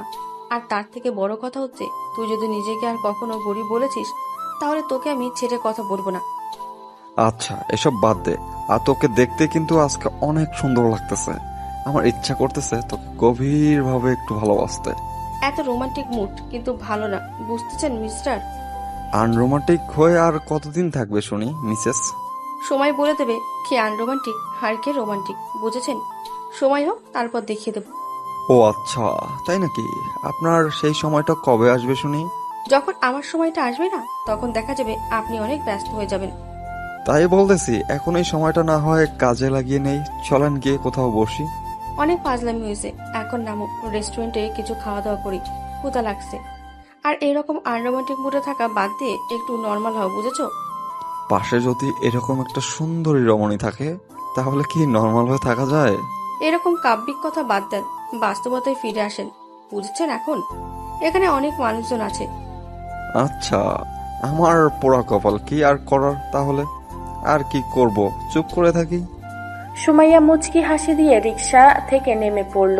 আর এদিকে আশিস সে রিক্সা থেকে নেমে সুমাইয়ার হাতে হাত রেখে দুজনে রেস্টুরেন্টের ভিতরে চলে গেল। গিয়ে বসলো আর ওয়েটারকে অর্ডার দিল। দেওয়ার পর তারা দুজনে বসে খুনসুটি করতেছে। আর এদিকে আশিস সুমাইয়ার হাত নিয়ে খেলা করতেছে। আর সুমাইয়ার খুব ভালোই লাগতেছে আশিস এরকম দুষ্টুমিগুলো। অনেকক্ষণ দুষ্টুমি করার পর তাদের খাবার চলে আসলো। তারা খাওয়া দাওয়া শেষ করে উঠে যাবে, এই মুহূর্তে সুমাইয়ার ফোনে ফোন আসলো। সুমাইয়া ফোন হাতে নিয়ে দেখে যে মিতুর ফোন। কোথায় রে? তোর কোনো খোঁজ খবর পাওয়া যাচ্ছে না দুদিন থেকে, ব্যাপার কি? কই হারিয়ে গেছিস? আমি আবার কোথায় হারিয়ে যাব? তোর কোন খোঁজ খবর পাওয়া যাচ্ছে না? আমরা তো ঠিকই আছি, তুই তো ক্যাম্পাসে আসতিস না। কি মজা নিচ্ছিস তুই, ভালো জানিস। আচ্ছা এসব বাজে কথা বাদ দে, এখন একটা ভালো কথা বলি, মন দিয়ে শোন। যেটা বলতেছিস সেটা কর। তোর আবার কি হলো? তুই আবার কি ভালো কথা বলতেছিস বল। তোর কিছু লাগবে, কোনো সেফটি লাগলে বল, নিয়ে গিয়ে দিয়ে আসি। ফাজলামি বাদ দে, আমি বিয়ে করতেছি আর কাজে অফিসে যা, সবকিছু রেডি করে রাখ, আমি যাচ্ছি। মাথা ঠিক আছে তোর? কি বলতেছিস তুই? কালকে না পরশুদিন বললি যে তুই কখনো বিয়ে করবি না, আর এখন বলতেছিস বিয়ে করছিস? কাকে বিয়ে করছিস শুনি? যে ছেলেকে তুলে এনে রেখে দিয়ে মজা নিতেছি সেই ছেলেকে বিয়ে করতেছি, বুঝছিস? আর কোনো কিছু বলা লাগবে তোকে? এখন যেটা বলতেছিস সেটা শোন। কি বলছিস? আমার মাথায় কোনো কিছু ঢুকছে না। তুই ওই ছেলেকে কেন বিয়ে করছিস? এত বড় লোকের মেয়ে হয়ে তুই?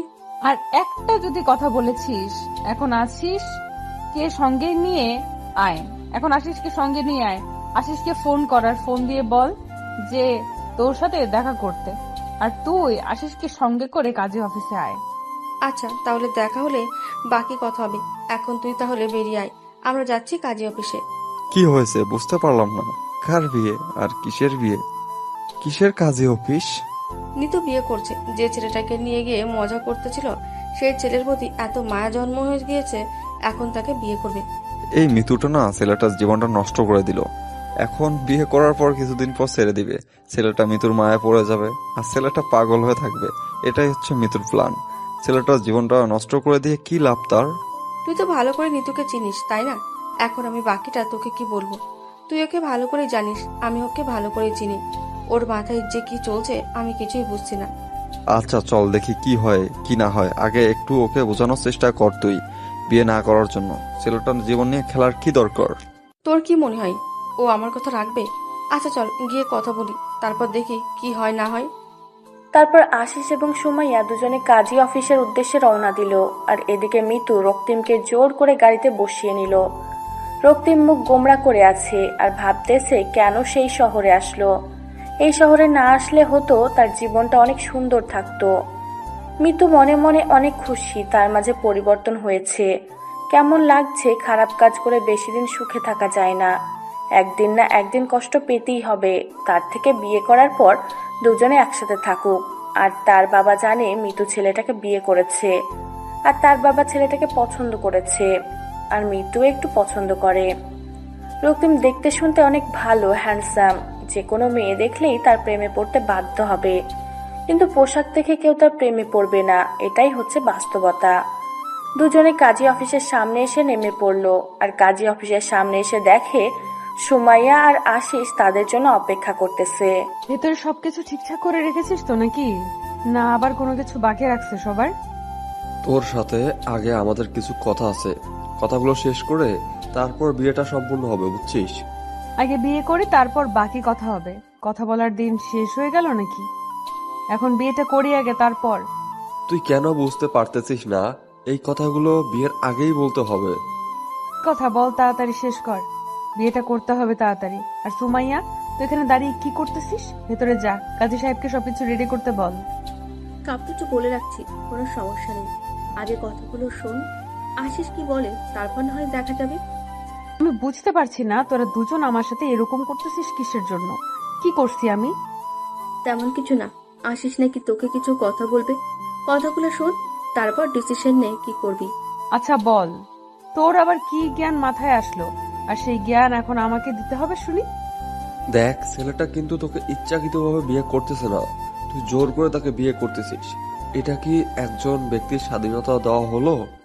তুই এই টপিক বাদ দিয়ে অন্য যে কোনো টপিক নিয়ে কথা বল আমার সাথে। আমি তোকে কিচ্ছু বলবো না, প্লিজ। দয়া করে এই টপিক নিয়ে আমার সাথে কোনো কথা বলবি না। দেখ দোস্ত, তুই একজন শিক্ষিত, তাই বলতেছি প্লিজ অশিক্ষিতদের মতো কাজ করিস না। ছেলেটার অবস্থা দেখ, একবার চোখ মুখ শুকিয়ে গিয়েছে ভয়ে। বলতেছি তো আমি সবকিছু ঠিক করে নেব। তুই কি আমাকে ভালো হওয়ার সুযোগ দিবি না নাকি? আর যদি এখন বলিস ছেলেটাকে ছেড়ে দিতে, তাহলে ছেড়ে দেব, কিন্তু পরে আবার আমাকে কোনো কিছু বলতে পারবি না। তুই কি ছেলেটাকে বিয়ে করে ভালো হয়ে যাবি? কিছুদিন পর তো ছেলেটাকে তোর ভালো লাগবে না, তখন ছেলেটাকে ছেড়ে দিবি আর ছেলেটা তোর মায়ায় পড়ে যাবে। তখন কি হবে ছেলেটার? একটু ভেবে দেখেছিস? কারো মায়াতে তো কখনো পড়িসনি। যা হয়েছে, এখন চুপ থাক। আমি এসব নিয়ে কথা বলতেছি না। যা ভেতরে গিয়ে কাজী সাহেবের সাথে কথা বল, সবকিছু রেডি করতে। আমরা ভেতরে যাচ্ছি। আচ্ছা, তোরা দুজন ভিতরে গিয়ে কাজী সাহেবের সাথে কথা বল, আমি ছেলেটার সাথে কথা বলতেছি। আর আমাকে তো বিশ্বাস করিস নাকি? কে বিশ্বাস করি, কিন্তু এই বিশ্বাসঘাতকতা করিস না, যাতে করে আমাকে উল্টাপাল্টা কিছু করতে হয়। সেটাও কিন্তু ভেবে দেখিস। তাদের ভেতরে আয় দুজনেই। তারপর মিতু এবং সুমাইয়া দুজনে কাজী অফিসের ভিতরে গেল। এদিকে আশিস রক্তিমকে সাথে করে নিয়ে এক সাইডে গিয়ে দাঁড়িয়ে পড়ল। রক্তিমকে দেখেই বোঝা যাচ্ছে একদম ভয় আছে, কিন্তু আশিস এখন কি করবে বুঝতেছে না, যে সে এখানে কি করতে পারবে না, কারণ সেই ক্ষমতা তার এখানে নেই। আশিস রক্তিমকে সাথে করে নিয়ে আসলো একটু স্বাভাবিক করার জন্য। ভাইয়া, এত ভয় পাওয়ার কিছু নেই, বিয়ে তো করতেছে, আর যেভাবে কথা বললো তাতে মনে হচ্ছে না আপনার সাথে কোনো খারাপ কিছু করবে। ভাইয়া, আমার একটা অনুরোধ রাখবেন? আমি আমার বাবা মার ঠিকানা দিচ্ছি, আপনি গিয়ে তাদেরকে একটা জায়গায় রেখে আসবেন। আমি সেই ঠিকানাটা আপনাকে দিচ্ছি। আচ্ছা, এটা কেন করতে হবে? আপনার বাবা মা তো গ্রামে বাসায় আছে, ঠিক আছে, সমস্যা কি? ভাইয়া, আমি আপনার পায়ে ধরে বলতেছি, প্লিজ আমার এই উপকারটা করে দেন। আমার এই কাজটা আপনি করে দেন। আমি সারা জীবন আপনার কৃতজ্ঞতা প্রকাশ করব, প্লিজ। আচ্ছা ভাইয়া, আমি সবকিছু করে দেব। এখন তো কিছুক্ষণ আপনার সাথে আমি আছি না, আজকে সারাদিন তো প্রায় আপনার সাথেই থাকবো। সো যাওয়ার আগে আপনার কাছ থেকে ডিটেলস গুলো নিয়ে তারপর চলে যাব। ঠিক আছে ভাইয়া, একটু দয়া করে আমার এই কাজটা করে দিবেন ভাইয়া, প্লিজ। আপনাকে আমি অনুরোধ করতেছি। দেখেন ভাইয়া, আমিও কিন্তু বড়লোকের ছেলে না, আমি একজন কৃষকের ছেলে। আমি আপনার ব্যাপারটা বুঝতে পারতেছি, আপনার উপর দিয়ে কি যাচ্ছে। আমি আপনার উপকার করে দেব, নির্ভয়ে থাকেন। ধন্যবাদ ভাইয়া, আমার এই কাজটা করে দিলে আমি সারা জীবনের জন্য আপনার কৃতজ্ঞতা প্রকাশ করব। এখন আমরা ভিতরে যাই আর বিয়েটা করে নেন। আপনার নতুন জীবনের জন্য শুভকামনা রইল। আর কথা হচ্ছে যে মিতু যেটা বলবে সেটা শুনে চলেন, তাহলে হয়তো আপনি ভালো থাকতে পারবেন, না হলে আমার মনে হয় না আপনি ভালো থাকতে পারবেন। সেটাই তো করতেছে ভাইয়া। কেন যে এই শহরে আসলাম, আর কেন যে আমার সাথে এরকমটা হলো, এটা কি আমার ভাগ্যে লেখা ছিল? আপনার সাথে ভালো কিছু হতে পারে, তাই খারাপ না তো কিছু হওয়ার চান্সও আছে। দেখা যাক ভাইয়া, আমার কপালে কি আছে।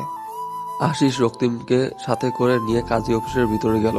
কাজী অফিসের ভিতরে গিয়ে দেখে সবকিছু রেডি, খালি রক্তিমের সিগনেচার দিলেই হয়ে যায়। তারপর রক্তিমকে সিগনেচার দিয়ে দিল, আর তারা এখন থেকে দুজন বৈধভাবে স্বামী স্ত্রী। রক্তিমের জীবনটা নিমেষেই পাল্টে গেল, আর সাথে সাথে মৃত্যুর জীবনটাও।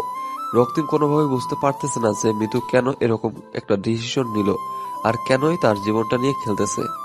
সবকিছু শেষ করে তারা দুজন বাসার উদ্দেশ্যে রওনা দিল, আর সাথে আশিস এবং সুমাইয়া দুজনে তো আছে। আর এদিকে মিতুর বাবা অনেকটা রাগ নিয়ে বসে আছে, কখন মিতু বাসায় ফিরবে, কারণ মিতুর বাবা সবকিছু জেনে গিয়েছে যে তারা দুজন বিয়ে করেনি এমনিতেই ছেলের সাথে রাত কাটাচ্ছে, আর এটা শোনার পর কোনো বাবা রাগটা চরম পর্যায়ে উঠতে থাকবে। মিতু গাড়ি থেকে নেমে যেই বাসার দিকে পা বাড়াবে, তখনই মিতুর বাবা মিতুর গালে এসে থাপ্পড় মেরে দিল। তোর বাচ্চা, তোকে আমি স্বাধীনতা দিয়েছি বলে এই না যে তুই যে কোনো ছেলের সাথে রাত কাটাবি। আমার আজকে লজ্জা হচ্ছে যে বাবা হয়ে তোকে আমি এরকম কথা বলতেছি। এর আগে আমাকে মেরে যেতে পারতি। বাবা একটু রাগটা কমাও, রাগটা তুলিও না, সবকিছু বলে দাও আমাকে। তুই আমার একমাত্র মেয়ে, তার জন্য তোকে আমি সবকিছু ছেড়ে দিয়েছি।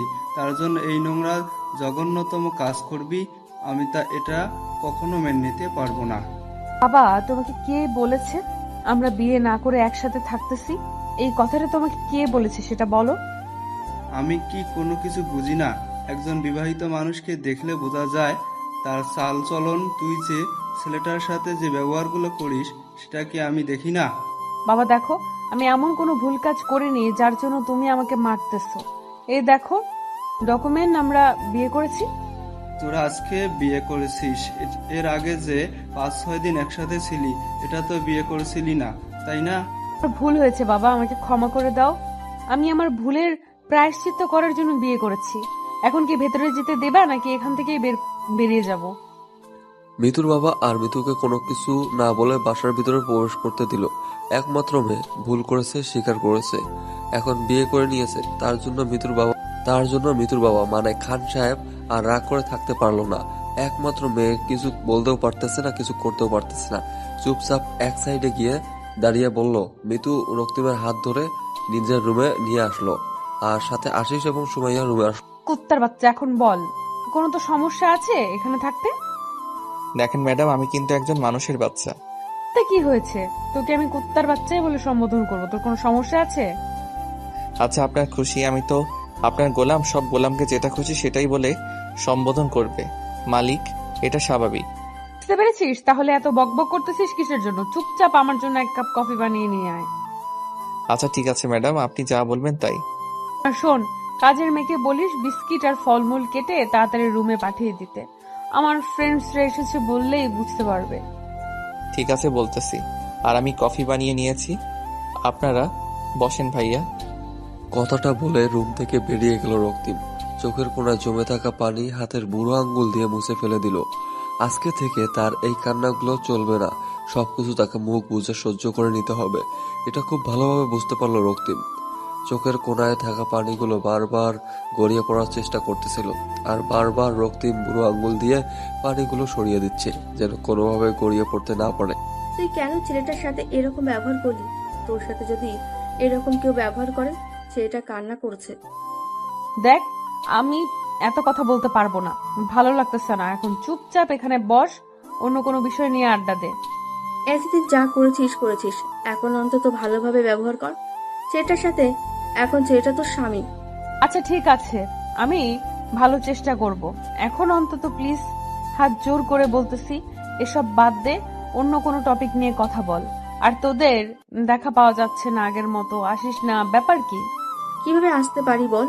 তোর বাসায় কি অবস্থা আর কখন তুই কোন অবস্থায় থাকিস বলা যায়? আগের নিতে তো এখন নেই। তুই যে বলিস না আমি আগের মতোই আছি, কিন্তু তোরা আগের মতো নেই। তোদেরকে দেখে কেমন জানি লাগছে আমার একটু। ব্যাপার কি বলতো? কোনো ব্যাপার নেই, এখন আমরা যাচ্ছি। তোর বিয়ের কাজ কমপ্লিট করে দিয়েছি, এখন আমার কিছু কাজ আছে, আমি যাচ্ছি। সুমাইয়া, তুই এখন যাবি নাকি এখানে আড্ডা দিবি? আমি এখানে থেকে কি করব? আমার পড়াশোনায় কিছু বাকি আছে, সেগুলো কমপ্লিট করতে হবে কালকে। আমার অ্যাসাইনমেন্ট আছে, সেগুলো জমা দিতে হবে। তাহলে চল, আমার ভাড়ার টাকাটা বেঁচে যাবে, তুই আমার ভাড়ার টাকাটা দিয়ে দিবি। আমি এক জায়গায় যাব তো। কুত্তা, এই ফকিরের মতো চলন বাদ দে, চাকরি কর, বুঝেছিস? চাকরি করে তাড়াতাড়ি বিয়ে কর। এভাবে আর কতদিন চলবি? তোর বিয়েটা না খেয়ে কি করে বিয়ে করতে পারি? তোর বিয়েটা খাবো, তারপর আমারটা ভেবে দেখবো। যেমন আজকে মিতুর বিয়ে হয়ে গেল, তোরটাও তো হয়ে যাচ্ছে কয়েকদিন পর। দেখা যাবে কে কার বিয়ে খায়, বুঝছিস? এখন চল, আর মৃত্যু থাক, তুই আর আমরা তাহলে আসি আজকের মতো। কি বলতেছিস তোরা? এইসব না খেয়ে যাবি? আর আমার বাসায় এসে তোরা না খেয়ে যাচ্ছিস, আর আমি সেটা মেনে নেব? তোর বিয়ের খাওয়া যদি নাস্তা করিয়ে বিদায় করিস তাহলে ফুল হবে। কালকে দেখা কর, কালকে রেস্টুরেন্টে গিয়ে আমাদের ট্রিট দে, তারপর ভেবে দেখবো। এখন আমরা কিছু খাবো না। সেটা তো খাওয়াবো, কিন্তু এখন অন্তত নাস্তা করে যা তোরা। হয়তো অনেকক্ষণ ধরে কিছু খাচ্ছিস না, তোদেরকে দেখে বোঝা যাচ্ছে। আমরা ঠিক আছি, আমরা এখন যাচ্ছি। তুই থাক, একটু তোর স্বামীর সাথে গল্পগুজব কর আর তার সাথে ভালো ব্যবহার করার চেষ্টা কর। তার মনের মধ্যে যে ভুল ধারণা আছে তোর জন্য সেটা ভাঙা। কথাটা বলে সুমাইয়া এবং আশিস দুজনেই বেরিয়ে গেল। আর এদিকে মিতু একা হয়ে গেল, বসে বসে ভাবতেছে আগে কতই না আড্ডা দিত। বেরিয়ে যেতে বললে বলতো যে কিছু না খেয়ে কখনোই যাবে না, কিন্তু আজকে দুজনেই না খেয়ে কেমনে জানি বেরিয়ে গেল। সবাই কেমন তার সাথে অন্যরকম ব্যবহার করতেছে। মিতু কি আসলেই রক্তিমের সাথে অনেক খারাপ ব্যবহার করে ফেলতেছে নিজের অজান্তেই? এতটা খারাপ তো মিতু ছিল না, তাহলে এখন কেন এতটা খারাপ হয়ে যাচ্ছে সে? তাকে সবকিছু ঠিক করে নিতে হবে, এরকম করলে চলতে দেওয়া যাবে না, কারণ এখন তাকে ভালো হতে হবে। আর কতদিন এরকম খারাপ কাজ করবে সে? তারপর রক্তিম 3 কাপ কফি নিয়ে আসলো। এসে দেখে আশিস এবং সুমাইয়া দুজনে উধাও। মিতু একা মন খারাপ করে বসে আছে। এই নেন আপনার কফি। আর ভাইয়া এন্ড আপুটা কই গেল? আচ্ছা, আমি কি সত্যিই তোমার সাথে অনেক খারাপ ব্যবহার করে ফেলেছি, তাই না? আপনি এসব কি বলছেন? আপনার মাথা ঠিক আছে তো? কি উল্টাপাল্টা কথা বলতেছেন? আমার মনে হচ্ছে আমি সত্যি আপনার সাথে অনেক খারাপ ব্যবহার করে ফেলেছি। এটা মোটেও ঠিক হচ্ছে না। আচ্ছা, আপনার হয়েছেটা কি বলবেন তো? আপনি আবার অসুস্থ হয়ে পড়লেন না তো এরকম করে কথা বলতেছেন? কুত্তার বাচ্চা, আমি একদম ঠিক আছি। এখন ভালোভাবে কথা বলছি তো, মজা নিচ্ছিস তাই না? মজা নেওয়ার সাধ্য কি আর আমার আছে? আমি কি মজা নিতে পারি? হইছে, আর এভাবে চাপা মারতে হবে না। আশিস ভাইয়া কই গেল? ওনার সাথে তো ভালো করে কথাই বলা হলো না আমার। চলে গেছে, দুজনে দুজনের কাজ আছে তাই তারা চলে গিয়েছে। এখন তুই চাইলে তোর বাসায় যেতে পারিস, আমি তোকে কিছু বলবো না। আপনি সত্যি বলছেন তো আমি বাসায় চলে যেতে পারবো? আমি একবার যেটা বলি সেটাই করি। তোর যদি মন চায় এখন তুই বাসায় যেতে পারিস, আমি তোকে কিচ্ছু বলবো না। আপনার হয়েছেটা কি বলবেন তো? আপনি এভাবে কথা বলতেছেন কেন? আপনার মন খারাপ কেমন জানি লাগতেছে আপনাকে, ব্যাপার কি? কোনো ব্যাপার না, এখানে আমি যেটা বলছি এখন তুই সেটা কর, যা ইচ্ছা তাই করতে পারিস। ঠিক আছে, তাহলে এই নেন আপনার কফি। আমি আমার বাসায় চলে যাচ্ছি। চলে যাবে কিছু বলবো না, কিন্তু আজকে আমাদের বিয়ে হয়েছে। যদি কখনো মনে হয় যে আমার কাছে তো ফিরে আসা উচিত, ফিরে আসিস, আমি ভালো হয়ে যাব। রক্তিম মিতুর কথা শুধু শ্রাবণ করলো, সেই কথায় আর কোনো পাত্তা দিল না। রক্তিম অনেক খুশি, সে এখন বাসায় যেতে পারবে আর তাকে কেউ কোনো কিছু বলবে না। রক্তিম আর বেশিক্ষণ দেরি করলো না, ঝটপট সবকিছু গুছিয়ে নিয়ে বেরিয়ে পড়লো। কেউ কিছু বলে ওঠার আগেই রক্তিম বেরিয়ে পড়লো আর একটা গাড়িতে করে স্টেশনে পৌঁছে গেল। আর ঝটপট টিকিট কেটে সে সোজা তার গ্রামের উদ্দেশ্যে মুহূর্তের মাঝে রওনা হয়ে গেল। অপেক্ষা করলো না, কারণ কতদিন পর তার বাবা মার সাথে সে কথা বলবে, কতদিন পর তাদের সাথে দেখা করবে। আর এদিকে মিতু একদম মনমরা হয়ে আছে, চুপচাপ হয়ে আছে। সে কি করবে না করবে ভেবে পাচ্ছে না। রক্তিম কোথায় চলে গেল এসব ব্যাগ গুছিয়ে নিয়ে? নিজ গ্রামে গিয়েছে, তার নাকি কিছু কাজ আছে, তার জন্য চলে গেল। তাহলে তুই ওর সাথে গিয়ে গ্রামটা ঘুরে দেখে আসতি, তোর মন ভালো হয়ে যেত এবং মন খারাপ করে এখানে একা বসে আছিস। আমার যেতে ইচ্ছে করতেছে না, তাই আমি গেলাম না। ভালো লাগতেছে না কিছু, আমি একটু একা থাকতে চাই। এই সময়টা তো তোর রক্তিমের সাথে যাওয়ার উচিত ছিল, কারণ গ্রামে গেলে এমনিতেই তোর মন ভালো হয়ে যেত। যেতে ইচ্ছে করলে চলে যাব, তোমাকে বলা লাগবে না। যখন আমার যেতে ইচ্ছে করবে আমি ঠিকই চলে যাব। এখন তুমি গিয়ে বিশ্রাম করো, নাহলে অসুস্থ হয়ে পড়বে। দেখ, তোর যেটা ভালো লাগে তোর উপর তা, আর আমি জোর করতে পারি না। তোর মন যেটা চায় সেটাই কর। আচ্ছা বাবা, তাহলে তুমি গিয়ে বিশ্রাম করো, আমি একটু ঘুমাবো। ঘুম থেকে উঠে তারপর দেখি কি করা যায়, না হলে কালকে আমিও গ্রামে চলে যাব। তারপর খান সাহেব নিজের রুমে চলে আসলো এবং বিছানায় শুয়ে পড়লো। তার মেয়ের মতিগতি দেখে খান সাহেব সবকিছুই বুঝতে পারতেছে, কিন্তু খান সাহেব রাগারাগি করলো না, চুপ রইলো। এই অবস্থায় রাগারাগি করলে মেয়েটা খারাপ কিছু করে ফেলতে পারে, তাই এই টেনশনে তাকে রাগারাগি না করে চুপচাপ সেখান থেকে চলে আসলো খান সাহেব। খান সাহেব তো ছোট বাচ্চা না, তিনি সব খোঁজ খবর নিয়ে নিয়েছে তার মেয়ে কি করে না করে, কিন্তু একমাত্র মেয়ে বলে কিছু বলতে পারে না। যদি রাগ করে কোথাও চলে যায় কিছু বলতেও পারবে না। এখন তুই কোথায় যাবি? তুই যে বললি তোর কাজ আছে, কিন্তু আমার জানা মতে তোর কোনো কাজ নেই। আসলে ওই ছেলেটা আছে না রক্তিম, ওর বাবা মাকে একটা সেফ জায়গায় নিয়ে যাইতে হবে। কিসের জন্য জানি না, একটা ভয় কাজ করতেছে ওর মনে, তার জন্য আমাকে এই অনুরোধটা করেছে। কি বলতেছিস তুই? তুই কি এক গ্রামের বাসা চিনিস? আর তুই কেন এটা করতে যাবি? তোর কি ভয় লাগে না? আমার আবার কিসের জন্য ভয় লাগবে?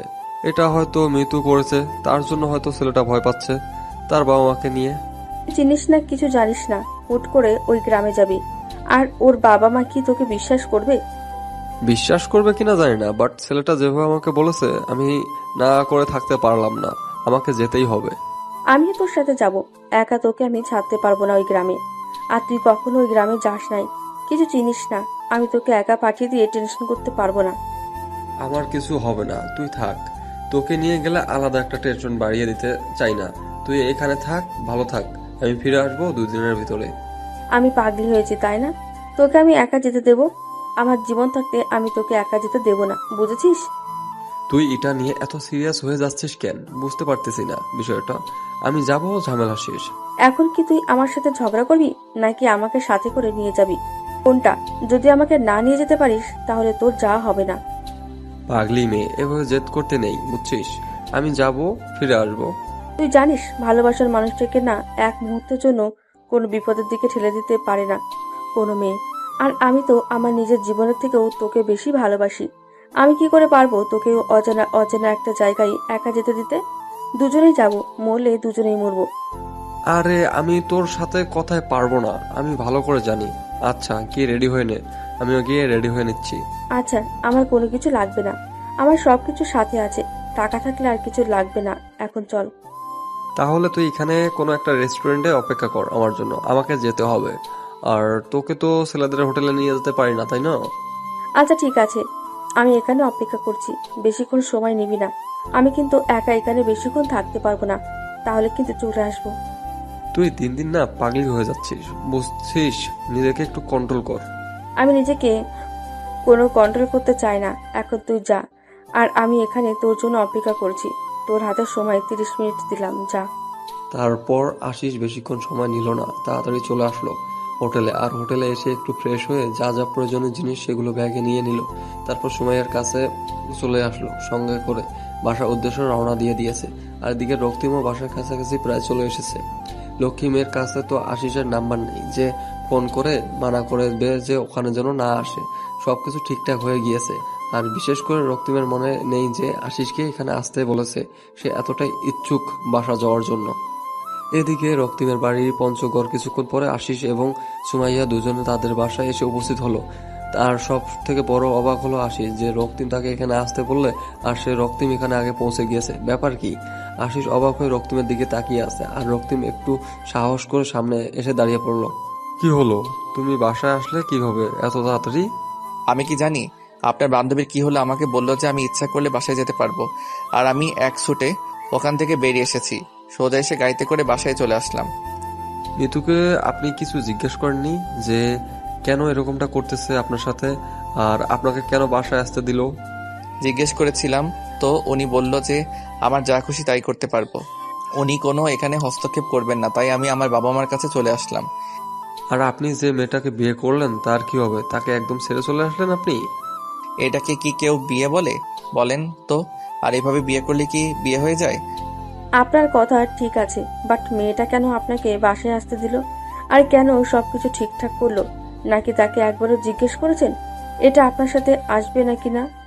কি যে বলেন না, মিতু এত বড় লোকের মেয়ে আসবে আমার এই ভাঙা বাড়িতে? আপনি তো দেখতেই পাচ্ছেন। আপনার যেহেতু বিয়ে করা বউ আসতেও পারতো, তাই না? আর যেমন করে হোক আপনাদের তো বিয়ে হয়ে গিয়েছে, আপনারা তো এখন বৈধভাবে স্বামী স্ত্রী। কি যে বলেন না আপু, আপনার মাথা ঠিক নেই। আচ্ছা আপু, আপনারা বসেন, নাস্তা করেন, আজকে থাকবেন আর গ্রামটা ঘোরাঘুরি করে কালকে চলে যাবেন শহরে। না ভাইয়া, আজকে আমরা তাহলে ফেরত যাব, আমাদের এক্সাম আছে তো। আর তোমার কথাটা রাখার জন্য আমি এসেছিলাম, আর তুমি এসেই পড়েছো, তাহলে থাকো, আমরা চলে যাচ্ছি। কি যে বলেন না ভাইয়া, আপনারা আজকে যেতে পারবেন না। আজকে আমার এই গরিবের ভাঙা বাড়িতে আপনাদের থাকতে হবে, আর কালকে গ্রামটা ঘুরে দেখে বিকেলে চলে যাবেন। আজকে থাকতে পারতেছি না ভাইয়া, আমরা আজকে আমাদেরকে চলে যেতেই হবে। আমরা তো তোমার বাসা দেখলাম, যে কোনো একদিন হুট করে চলে আসবো, আর সেদিন এসে তোমার গ্রামটা পুরোটা ঘুরে দেখবো। 2 দিন থাকবো। আচ্ছা একটু ভেবে দেখেন আজকে কি থাকা যায় কি না। থাকলে আমার অনেক ভালো লাগতো, আপনাদের সাথে অনেক আড্ডা দিতাম। না ভাইয়া, তাহলে আমরা আজকে ব্যাগ যাচ্ছি, তোমার সাথে খুব শীঘ্রই দেখা হবে ইনশাল্লাহ। তারপর আশিস সুমাইয়ার হাত ধরে সেখান থেকে চলে আসলো। সুমাইয়া একটু অবাক লাগতেছে যে আশিস তো এরকম করে না, কারোর সাথে কথা বলে না, সবসময় হাসি খুশি ভাবে সবার সাথে কথা বলে। আজকে কেমন জানি একটা রাগ করে তার ভিতরে অনুভব করতেছে সুমাইয়া। কিন্তু সুমাইয়া কিন্তু সুমাইয়া কোনো কথা না বলে চুপচাপ করে আছে, কোনো কথা বলল না। হয়তো আশিস যেটা করতেছে ঠিক করতেছে। তারপর তারা যখন সেখান থেকে বেরিয়ে আসার সময় আশিসকে কোনো কিছু বলার সাহস আছে নাকি, কারণ আশিসের দিকে তাকিয়ে বোঝা যাচ্ছে যে আশিস এর অনেক রাগ আছে। সুমাইয়া চুপ করে রইল, আর আশিস একদম চুপ করে আছে, কোনো কথা বলতেছে না, গম্ভীর হয়ে বসে আছে। আমরা কিন্তু আজকে ওখানে থেকে যেতে পারতাম, বুঝছো? গ্রামটা কিন্তু অনেক সুন্দর, দেখতে পাচ্ছিস না রাস্তাগুলো কত সুন্দর আর চারপাশে সবুজে ভরা। আমরা এখন মিতুর বাসায় যাব, আরো কি হয়েছে না হয়েছে সেটা শুনবো, তারপর বাকি কথা হবে। ওর এখন কোন ভূতে ধরেছে নাকি আর কি করতেছে নিজেই তো বুঝতে পারছি না আমি। যতই হোক ও আমাদের কিন্তু অনেক ছোটবেলার ফ্রেন্ড, আর হঠাৎ করে কি এমন ঘটে গেল যে এটা করলো? আচ্ছা চল তাহলে নিতুর বাসায় যাই, গিয়ে দেখি ওর আবার কোনো বিব্রতি ধরলো না তো, তারপর বোঝা যাবে এখন। তারপর সুমাইয়া এবং আশিস দুজনের মিতুর বাসার উদ্দেশ্যে রওনা দিল। মিতুর বাসায় গিয়ে দেখে বাইরে মিতু একা হাঁটাহাঁটি করতেছে আর ফোনে গান বাজতেছে। মিতু, সুমাইয়া আর আশিসকে দেখে অবাক হয়ে গেল। এই সময় তারা এখানে একটু আগে তো কাজের কথা বলে বেরিয়ে গেল। সব ভালোবাসা সবার মন মতো হয় না। যদি আজকে মিতু রক্তিমের সাথে এই ব্যবহারগুলো না করতো, আর রক্তিম থাকতো অপর প্রান্তে আর মিতু থাকতো অপর প্রান্তে, কেউ কারো দেখা পাইতো না। কখন কার জীবনে কি ঘটে যায় কেউ বলতে পারে না। কখন যে কার লাইফে কে চলে আসে কেউ সেটা বলতে পারবো না। উপরওয়ালা আগে থেকেই সবার লাইফে একজন ফিক্সড করে রেখেছে। আমরা যে এদিক ওদিক ছোটাছুটি করি এটা বৃথা, এটা নিজের সময় অপচয় করা ছাড়া আর কিছুই না। তোমার ভাগ্যে যে আছে তুমি ঠিকই একদিন তাকে খুঁজে পাবে, আর তার সাথেই তোমার যতদিন না দেখা হবে তুমি ততদিন কোনো মেয়ে বা কোনো ছেলের কাছে গিয়ে সুখে শান্তিতে থাকতে পারবে না। তোমার জন্য যে পার্মানেন্ট তার কাছে যাও, তোমার থেকে সুখী পারছেন কেউ হবে না। কিরে তোরা দুজন আবার এখানে? তোরা না কোথায় যাবি? তোদের কি কাজ আছে? কাজের কথা বাদ দে, তোদের কি হয়েছে? রক্তিম বাসায় চলে গিয়েছে শুনলাম। তাকে যেতে দিয়েছি, নিজের সাথে নিজেই অনেক বোঝাপড়া করেছি, ছেলেটার সাথে অনেক অন্যায় করে ফেলেছি। তাহলে বিয়ের আগে এই কথাটা ভাবলি না কিসের জন্য? বিয়ে করেছিলি, ছেড়ে দিলি যে, আর এখন তুইও এদিকে তাকে নিয়ে ভাবতেছিস? বাদ দে ওসব কথা, আমার জীবন আমি দেখে নেব। এখন বল তোরা কি খাবি? তোদেরকে তাই খাওয়াবো। তাও একটু ভেবে দেখলে ভালো হতো বলছি। এই বিষয়টা নিয়ে এভাবে সবকিছু শেষ করে কি ঠিক হবে? বিয়ে করার পর একরকম দুজন দুই দিকে। আরে বাদ দে না, সব কোনো কথা বলে লাভ হবে না। এখন যা হওয়ার তা তো হয়ে গিয়েছে। এখন তোদের খবর বল, তোরা কবে বিয়ে করতেছিস? আমরা আবার কিসের বিয়ে করব? আমরা তো বন্ধু, আমাদের মধ্যে সবকিছু ঠিকঠাক আছে, কিসের কার সাথে কার বিয়ে? দেখ, একদম নোংরামি করার চেষ্টা করবি না। এইভাবে আমার কাছে লুকানো হচ্ছে, তাই না? ঠিক আছে। আসলে তুই তো আগে থেকে জানিস আমি আশিসকে পছন্দ করতাম, ওকে বলে দিয়েছি, আর আশিসও রাজি হয়ে গেছে, তাই একটু আর কি। ও আচ্ছা, তাহলে তো ভালো খবর। তো বিয়েটা কবে করতেছিস? কবে বিয়েটা অ্যাটেন্ড করতে পারবো? এই তো জবের জন্য ট্রাই করতেছি, জবটা হয়ে গেলে বিয়ে করতেছি, বেশি সময় নেব না। আমার বাবার অফিসের একজন ম্যানেজার লাগবে। তুই তো সেই পোস্টে নিযুক্ত হতে পারিস, যদি তোর খারাপ না লাগে যে তোর ফ্রেন্ডের রেফারেন্সে তুই চাকরি করবি। এটা যদি তোর ইগোতে না লাগে, আমাকে যদি ভালো বন্ধু মনে করিস, তাহলে আমি তোর জন্য কথা বলতে পারি। আমার আবার কিসের ইগো? তুই আমার বন্ধু, তুই আমাকে হেল্প করবি, আর আমি সেই হেল্প নিব না? আমি ওই রকম ছেলে না। আচ্ছা ঠিক আছে, তাহলে আমি আব্বুর সাথে রাত্রে এই বিষয়ে কথা বলে কালকে তোকে জানিয়ে দেব। ডাকে তুই একটু দেখে আসিস। আচ্ছা ঠিক আছে, তাহলে আমি যাবো, সমস্যা নেই। এখন চল, অনেক দিন থেকে ঘোরাঘুরি করা হয় না, একটু ঘোরাঘুরি করে আসি। আচ্ছা একটু ওয়েট কর, আমি ভেতরে গিয়ে তারপর গাড়ির চাবিটা নিয়ে আসতেছি। আমারও মন ভালো না, একটু বাইরে গেলে হয়তো মনটা ভালো হয়ে যাবে। তারপর তারা তিনজন বেরিয়ে গেল আড্ডা দেওয়ার উদ্দেশ্যে। যেদিকে তাদের ইচ্ছা করতেছে সেদিকেই যাচ্ছে। অনেকক্ষণ ঘোরাঘুরি করলো, রেস্টুরেন্টে খাওয়া দাওয়া করলো, অনেক মজা করলো। সবকিছু যেন ভুলে গিয়েছে এক মুহূর্তে মিতু। বন্ধুদের সাথে থাকলে কোনো কিছুই মনে পড়ে না, এটা স্বাভাবিক। সময়ে তারা ফাজলামি করে, নানা ধরনের টপিক নিয়ে কথা বলে। তারা পার্সোনাল লাইফে যত কষ্ট থাকুক না কেন, তার কোনো কিছুই মনে পড়ে না বন্ধুদের কাছে গেলে। এদিকে রক্তিম বাসায় এসে বাসার কাজ করতেছে, তার বাবাকে সাহায্য করতেছে কাজে, তার আম্মুকে হেল্প করতেছে। অনেকদিন পর রক্তিম মনে হচ্ছে যে নিজের ভিতরে স্বস্তি খুঁজে পেয়েছে, সবকিছু শেষ করে দিয়েছে সেখানে। অনেক ভালো কাটাচ্ছে দিনকাল। এভাবে চলতে থাকলে প্রায় আজকে 6 মাস হয়ে গেল, কেউ কারো কোনো খোঁজ খবর নিচ্ছে না। আর এদিকে আশিস এবং সুমাইয়া বিয়ে করে নিয়েছে 2 মাস হলো, আর আশিস কখনো রক্তিমের বাসায় যায়নি এবং মিতু কখনো খোঁজ খবর নেওয়ার চেষ্টাও করেনি। আমরা তো বিয়ে করে ফেললাম, আর রক্তিম ভাইয়ের গ্রামে যাওয়ার কথা তো আমাদের ছিল, গেলাম না। চলো না, এই ছুটিতে ওই গ্রামে গিয়ে কাটিয়ে আসি। আরে আমি তো ভুলেই গিয়েছিলাম ওর বাসায় যাওয়ার কথা, তুমি মনে করে দিয়েছো। যাই হোক, ভালোই হলো।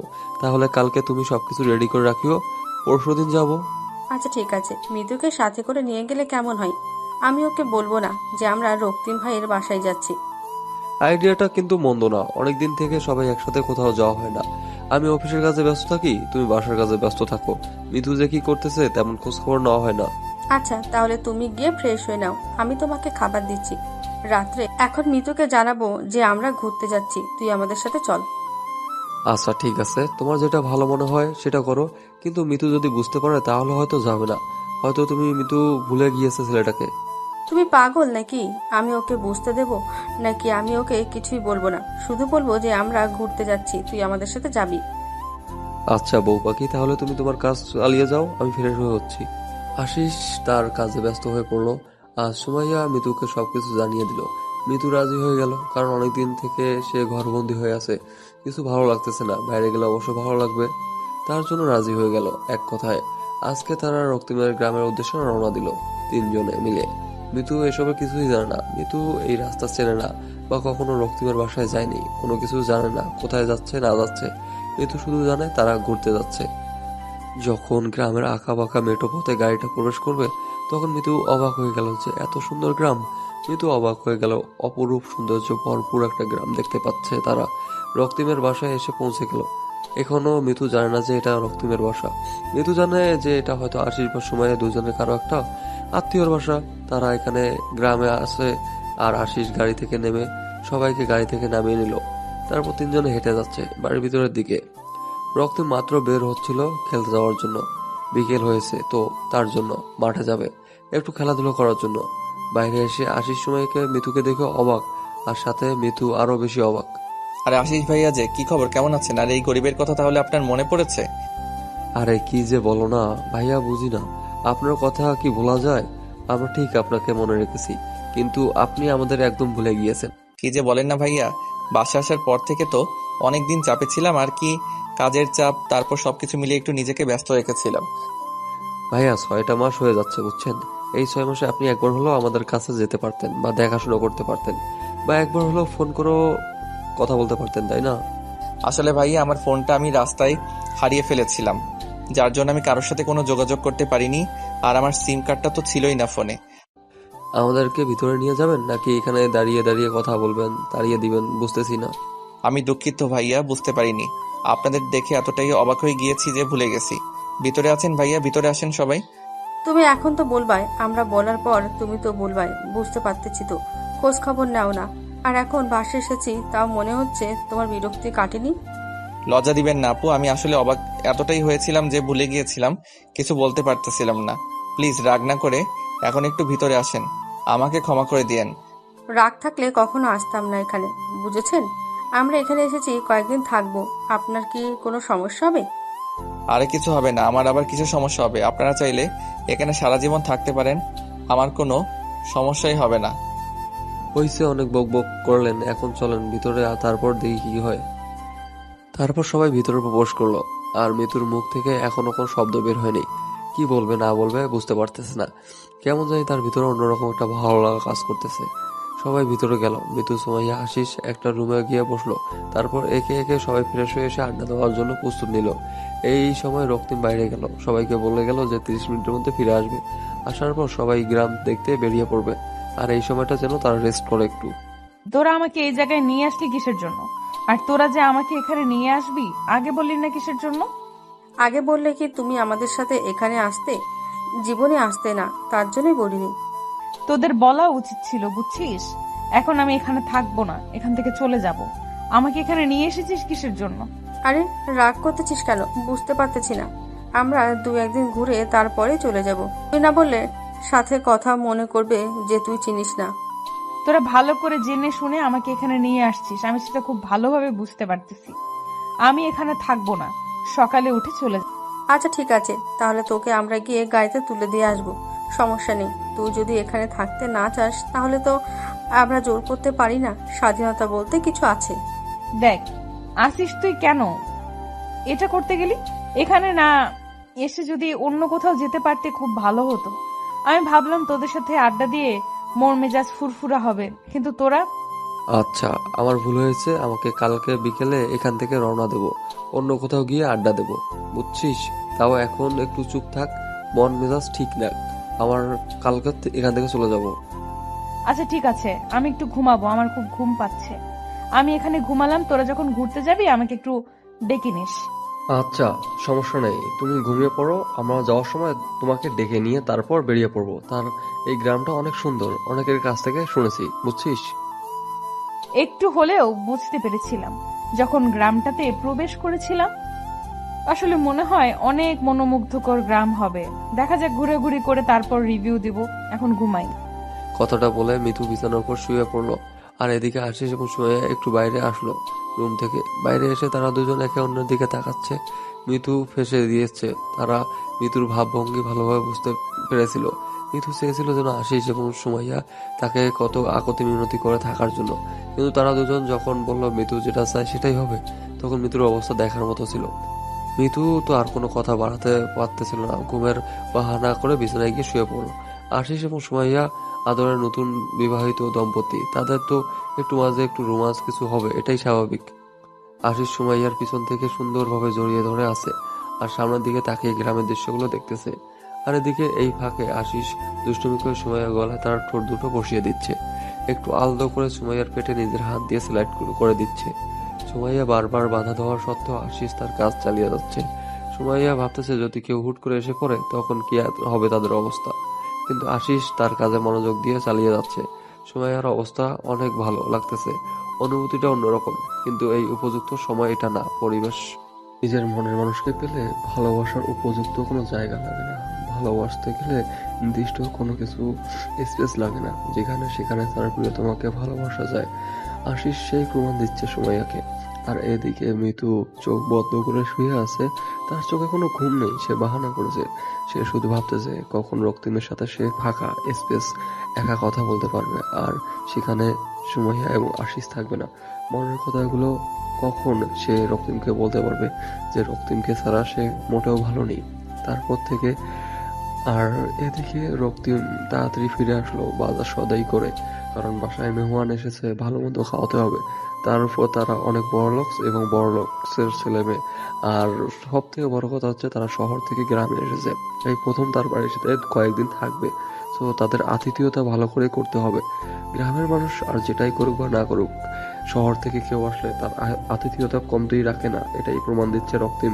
আর এদিকে মিতু, কেমন আছেন আপনি? এই তো কোনো রকম বাসার কাজ করতেছি। পড়ালেখার খবর কি বাদ দিয়ে দিয়েছেন, নাকি এখন শুধু বাসায় কাজ করেন? হ্যাঁ, বাদ দিয়ে দিয়েছে। আব্বু আম্মু আর শহরে যাইতে দেয়নি, ভয় পায় যদি তাদের ছেলে আবার নিখোঁজ হয়ে যায়। বাবা মার কথা শুনে কি নিজের লাইফটা শেষ করে দিলেন নাকি? কোনো বাবা মা চায় না তার ছেলের জীবনটা নষ্ট হয়ে যায়। আমার বাবা মা বুঝে নিয়েছে যে আমার জন্য হয়তো বেটার হবে, সেটাই মেনে নিয়েছি। এতটা ভালোবাসেন আপনি আপনার বাবা মাকে? যাদের জন্য আমি এই পৃথিবীতে আসতে পেরেছি তাদেরকে ভালোবাসবো না তো কাকে ভালোবাসবো বলেন? যারা না হলে আমি এই পৃথিবীর মুখ দেখতাম না। অন্য সবাই তো এতটা বাবা মাকে ভালোবাসে না। এখন দেখেন, আমি আমার বাবাকে ততটা ভালোবাসি, বাট আপনার বাবা মার মাঝে এমন স্পেশাল জিনিস আছে যার জন্য আপনি আপনার বাবা মাকে এতটা ভালোবাসেন। বাবা মার ভালোবাসার মাঝে স্পেশাল কোনো কিছু খুঁজতে নেই। বাবা মার প্রতিটা মায়ের আঘাতে ভালোবাসা লুকায়িত থাকে, কিন্তু সবার কাছে সেই ভালোবাসার মূল্য হয়তো আমার মতো হয় না। তার জন্য তারা হয়তো তার বাবা মাকে এতটা ভালোবাসে না। আমি আপনার সাথে যেটা করেছি সেটার জন্য আমি অনুতপ্ত। আমি আবার আপনার কাছে হাত জোর করে মাফ চাচ্ছি। যা হওয়ার তা তো হয়ে গিয়েছে, এখন সেটা নিয়ে আর কথা বলে লাভ কি বলেন? তাই বলতে চাচ্ছি, আমার জন্য আপনার জীবনটা নষ্ট হয়ে গেল। আমি যদি আপনার সাথে তখন ওইরকম না করতাম, তাহলে আজকে আপনি ভালো কিছু করতে পারতেন। এরকম গ্রামে খেটে খাইতে হইতো না আপনাকে। কই, আমি তো গ্রামে কোনো চাষাবাদ করি না। আমি একটা জব করতেছি ছোটখাটো, আর সেটা দিয়ে আমরা চলছি। আর বাবা খেতে কাজ করে। তাহলে তো ভালোই। তো এখন আপনার ভবিষ্যৎ প্ল্যানিং কি? কি করবেন বা কি করতে চাচ্ছেন? কোনো প্ল্যানিং নেই, যা হবে দেখা যাবে। এইভাবেই চলে যাচ্ছে দিনকাল। কোনো প্ল্যানিং করে কোনো কিছু হয় না, যা হয় হুটহাট করেই হয়ে যায়। এটা অবশ্যই ঠিক বলেছেন, যা হয় হুটহাট করেই হয়ে যায়। প্ল্যানিং করলে কোনো কিছু হয় না, সেটা আমি এখন বুঝি। আর এখন আমি সবকিছু ভালোভাবেই অনুভব করতে পারি। তারপর বলেন, আঙ্কেলের খবর কি? বাসায় থাকে এখন নাকি এখনো বাইরের দেশে? বাইরের দেশেই থাকে। ব্যবসার কাজ না করলে তো উনি আবার ভালো করতে পারে না, তাই ব্যবসার কাজে সব সময় নিজেকে ব্যস্ত রাখে। আর আমি একা। আপনি একা থাকবেন কেন? আপনার টাকার অভাব আছে? যে কোনো একটা ছেলেকে তুলে রাখলেই তো হয়, তাই না? জীবনে কিন্তু একবার ভুল করে, কিন্তু দ্বিতীয়বার ভুলটা কখনো করতে চায় না, যদি সেই মানুষটা জানে কাজটা ভুল। যাই হোক, অন্তত বুঝতে পেরেছেন যে আপনার কাজটা ভুল ছিল আর আপনি সেটাতে অনুতপ্ত। দেখেন, ওরা দুজন কি সুন্দর উপভোগ করতেছে ওদের সুন্দর জীবনটা, আর আমরা। ওদের মাঝে নিঃস্বার্থ ভালোবাসা আছে, তার জন্য মনে হয় সুখী। আর আপনার মাঝে হয়তো সেই ভালোবাসা ছিল না। হয়তো আমি অন্যরকম ছিলাম, নিজের ভুলগুলো সব সময় ঠিক মনে করতাম। বাদ দেন এসব কথা বলে আর লাভ কি? চলেন সামনে গিয়ে বসি। ওইখানে সুন্দর একটা মনোরম পরিবেশ আছে। আমার মন খারাপ থাকলে আমি ওইখানে বসে থাকি। আপনি কি ভুলে যাচ্ছেন যে আমরা স্বামী স্ত্রী, আর আপনি কি ফিরে আসবেন না আমার লাইফে? আমি চাই আপনি ফিরে আসুন আমার লাইফে। আমি কি বলেছিলাম কখনো আপনার কাছে আমি কোন অধিকারে নিয়ে গিয়ে দাঁড়াবো না? আগে তো কোনো অধিকার নিয়ে দাঁড়াতে বলিনি, আমি এসেছি অধিকার নিতে। চাইলে কিন্তু সবকিছু সম্ভব, বুঝেছেন? অনেকটা পথ পেরিয়ে এসেছি, অনেকদিন হয়ে গিয়েছে। এসব কিছু ভুলে যাওয়া উত্তম হবে। ভুলের ক্ষমা কি আপনি আমাকে কখনোই করবেন না? আমি অনেক আগেই আপনাকে ক্ষমা করে দিয়েছি, বুঝেছেন? এসব আমার মনে কোনো কিছু নেই, শুধু আমি আমার বাবা মাকে নিয়ে হাসি খুশি থাকতে চাই। কেউ সেই জায়গা থেকে একটু ভালোবাসা দিবেন, আমি আপনার কাছেই থেকে যাব। আমার আর একাকিত্ব ভালো লাগে না, বুঝছেন? মরে যেতে ইচ্ছে করে। একাকী থাকবেন কিসের জন্য? বিয়ে করেন, সংসার করেন, সুখে থাকেন। তো করেছি, তাই না? আর কতবার বিয়ে করতে বলেন? এটা নামের বিয়ে ছিল। আপনি চাইলে আমি আপনাকে মুক্ত করে দেব, সমস্যা নেই। আপনি অন্য কারোর সাথে সুখে থাকলে আমিও সুখে থাকবো। আমার জন্য কি আপনার মনের গহীনে কোনো ফিলিংস নেই? একটাবার ইচ্ছা করে না যে আমার সাথে সারা জীবন পার করে দিতে? ইচ্ছা করলে সব ইচ্ছা পূরণ হয় না। আপনার লাইফস্টাইল আর আমার লাইফস্টাইল রাত দিন তফাৎ। হ্যাঁ, আগে আমি ধনী গরিবের মাঝে অনেক পার্থক্য বুঝতাম, কিন্তু এখন সেটাকে আর পাঠ্য মনে করে না। এখন মনে হয় লাইফে সঠিক একজন মানুষ থাকা খুবই দরকার। সে ধনী হোক বা গরিব হোক, নিঃস্বার্থভাবে ভালোবাসতে পারলেই হলো। রক্তিম এবং মিতু এর মাঝে কথাবার্তা চলতেছিল, কিন্তু রক্তিম কোনোভাবে নিজেকে বিশ্বাস করতে পারতেছে না যে আদৌ কি মিতু তাকে সত্যি ভালোবেসে ফেলেছে, নাকি তার সাথে কোনো ফন্দি। কোনোভাবে সে নিজের সাথে নিজেই বুঝে উঠতে পারতেছে না। অনেক ঘোরাঘুরি করে সন্ধ্যা হয়ে আসলো। আর সন্ধ্যার সময় গ্রামের পরিবেশের পরিবর্তন হয়ে যায়।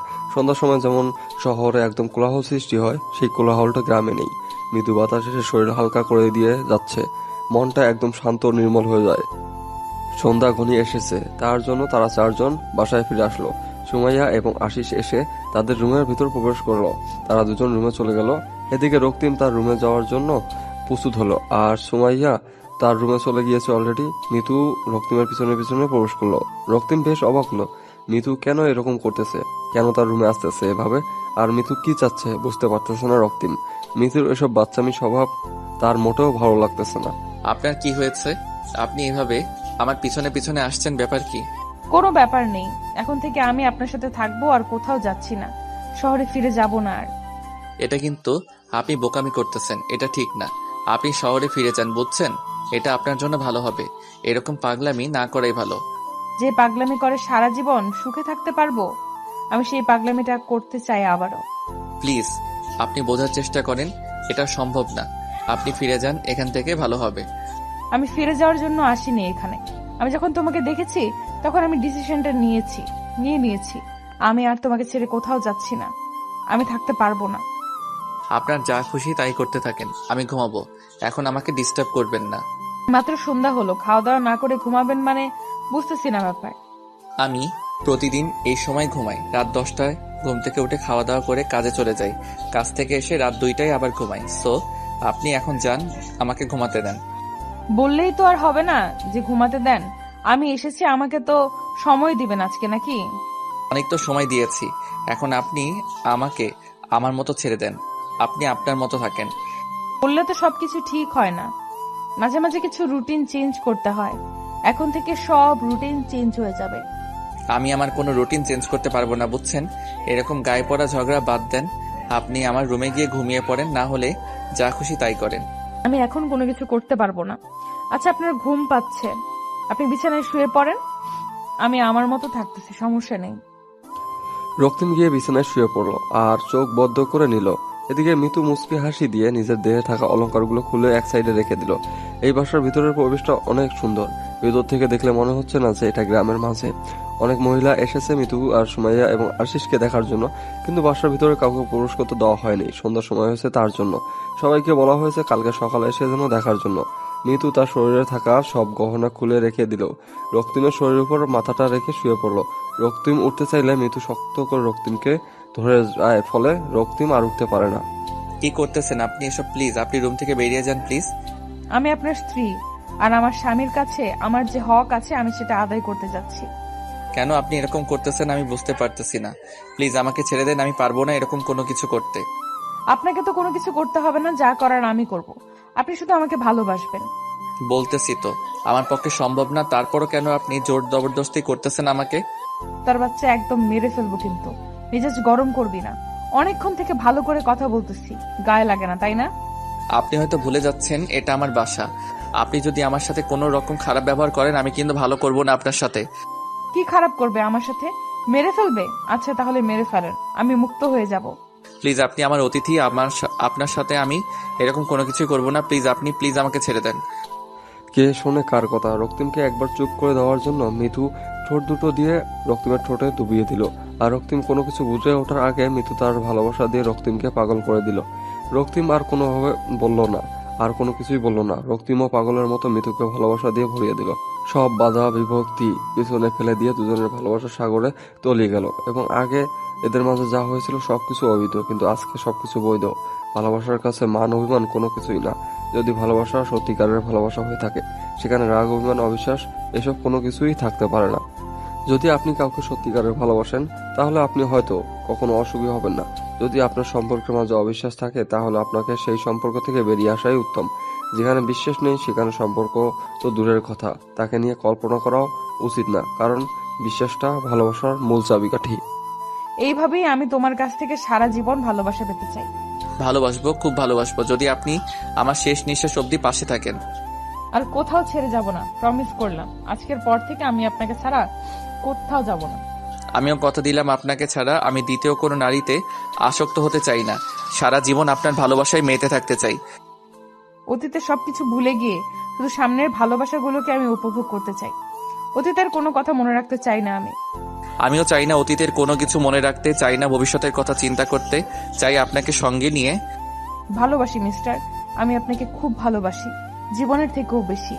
আমিও খুব ভালোবাসি 7 দিনের জেদি বউ আর লাইফ টাইম বউ।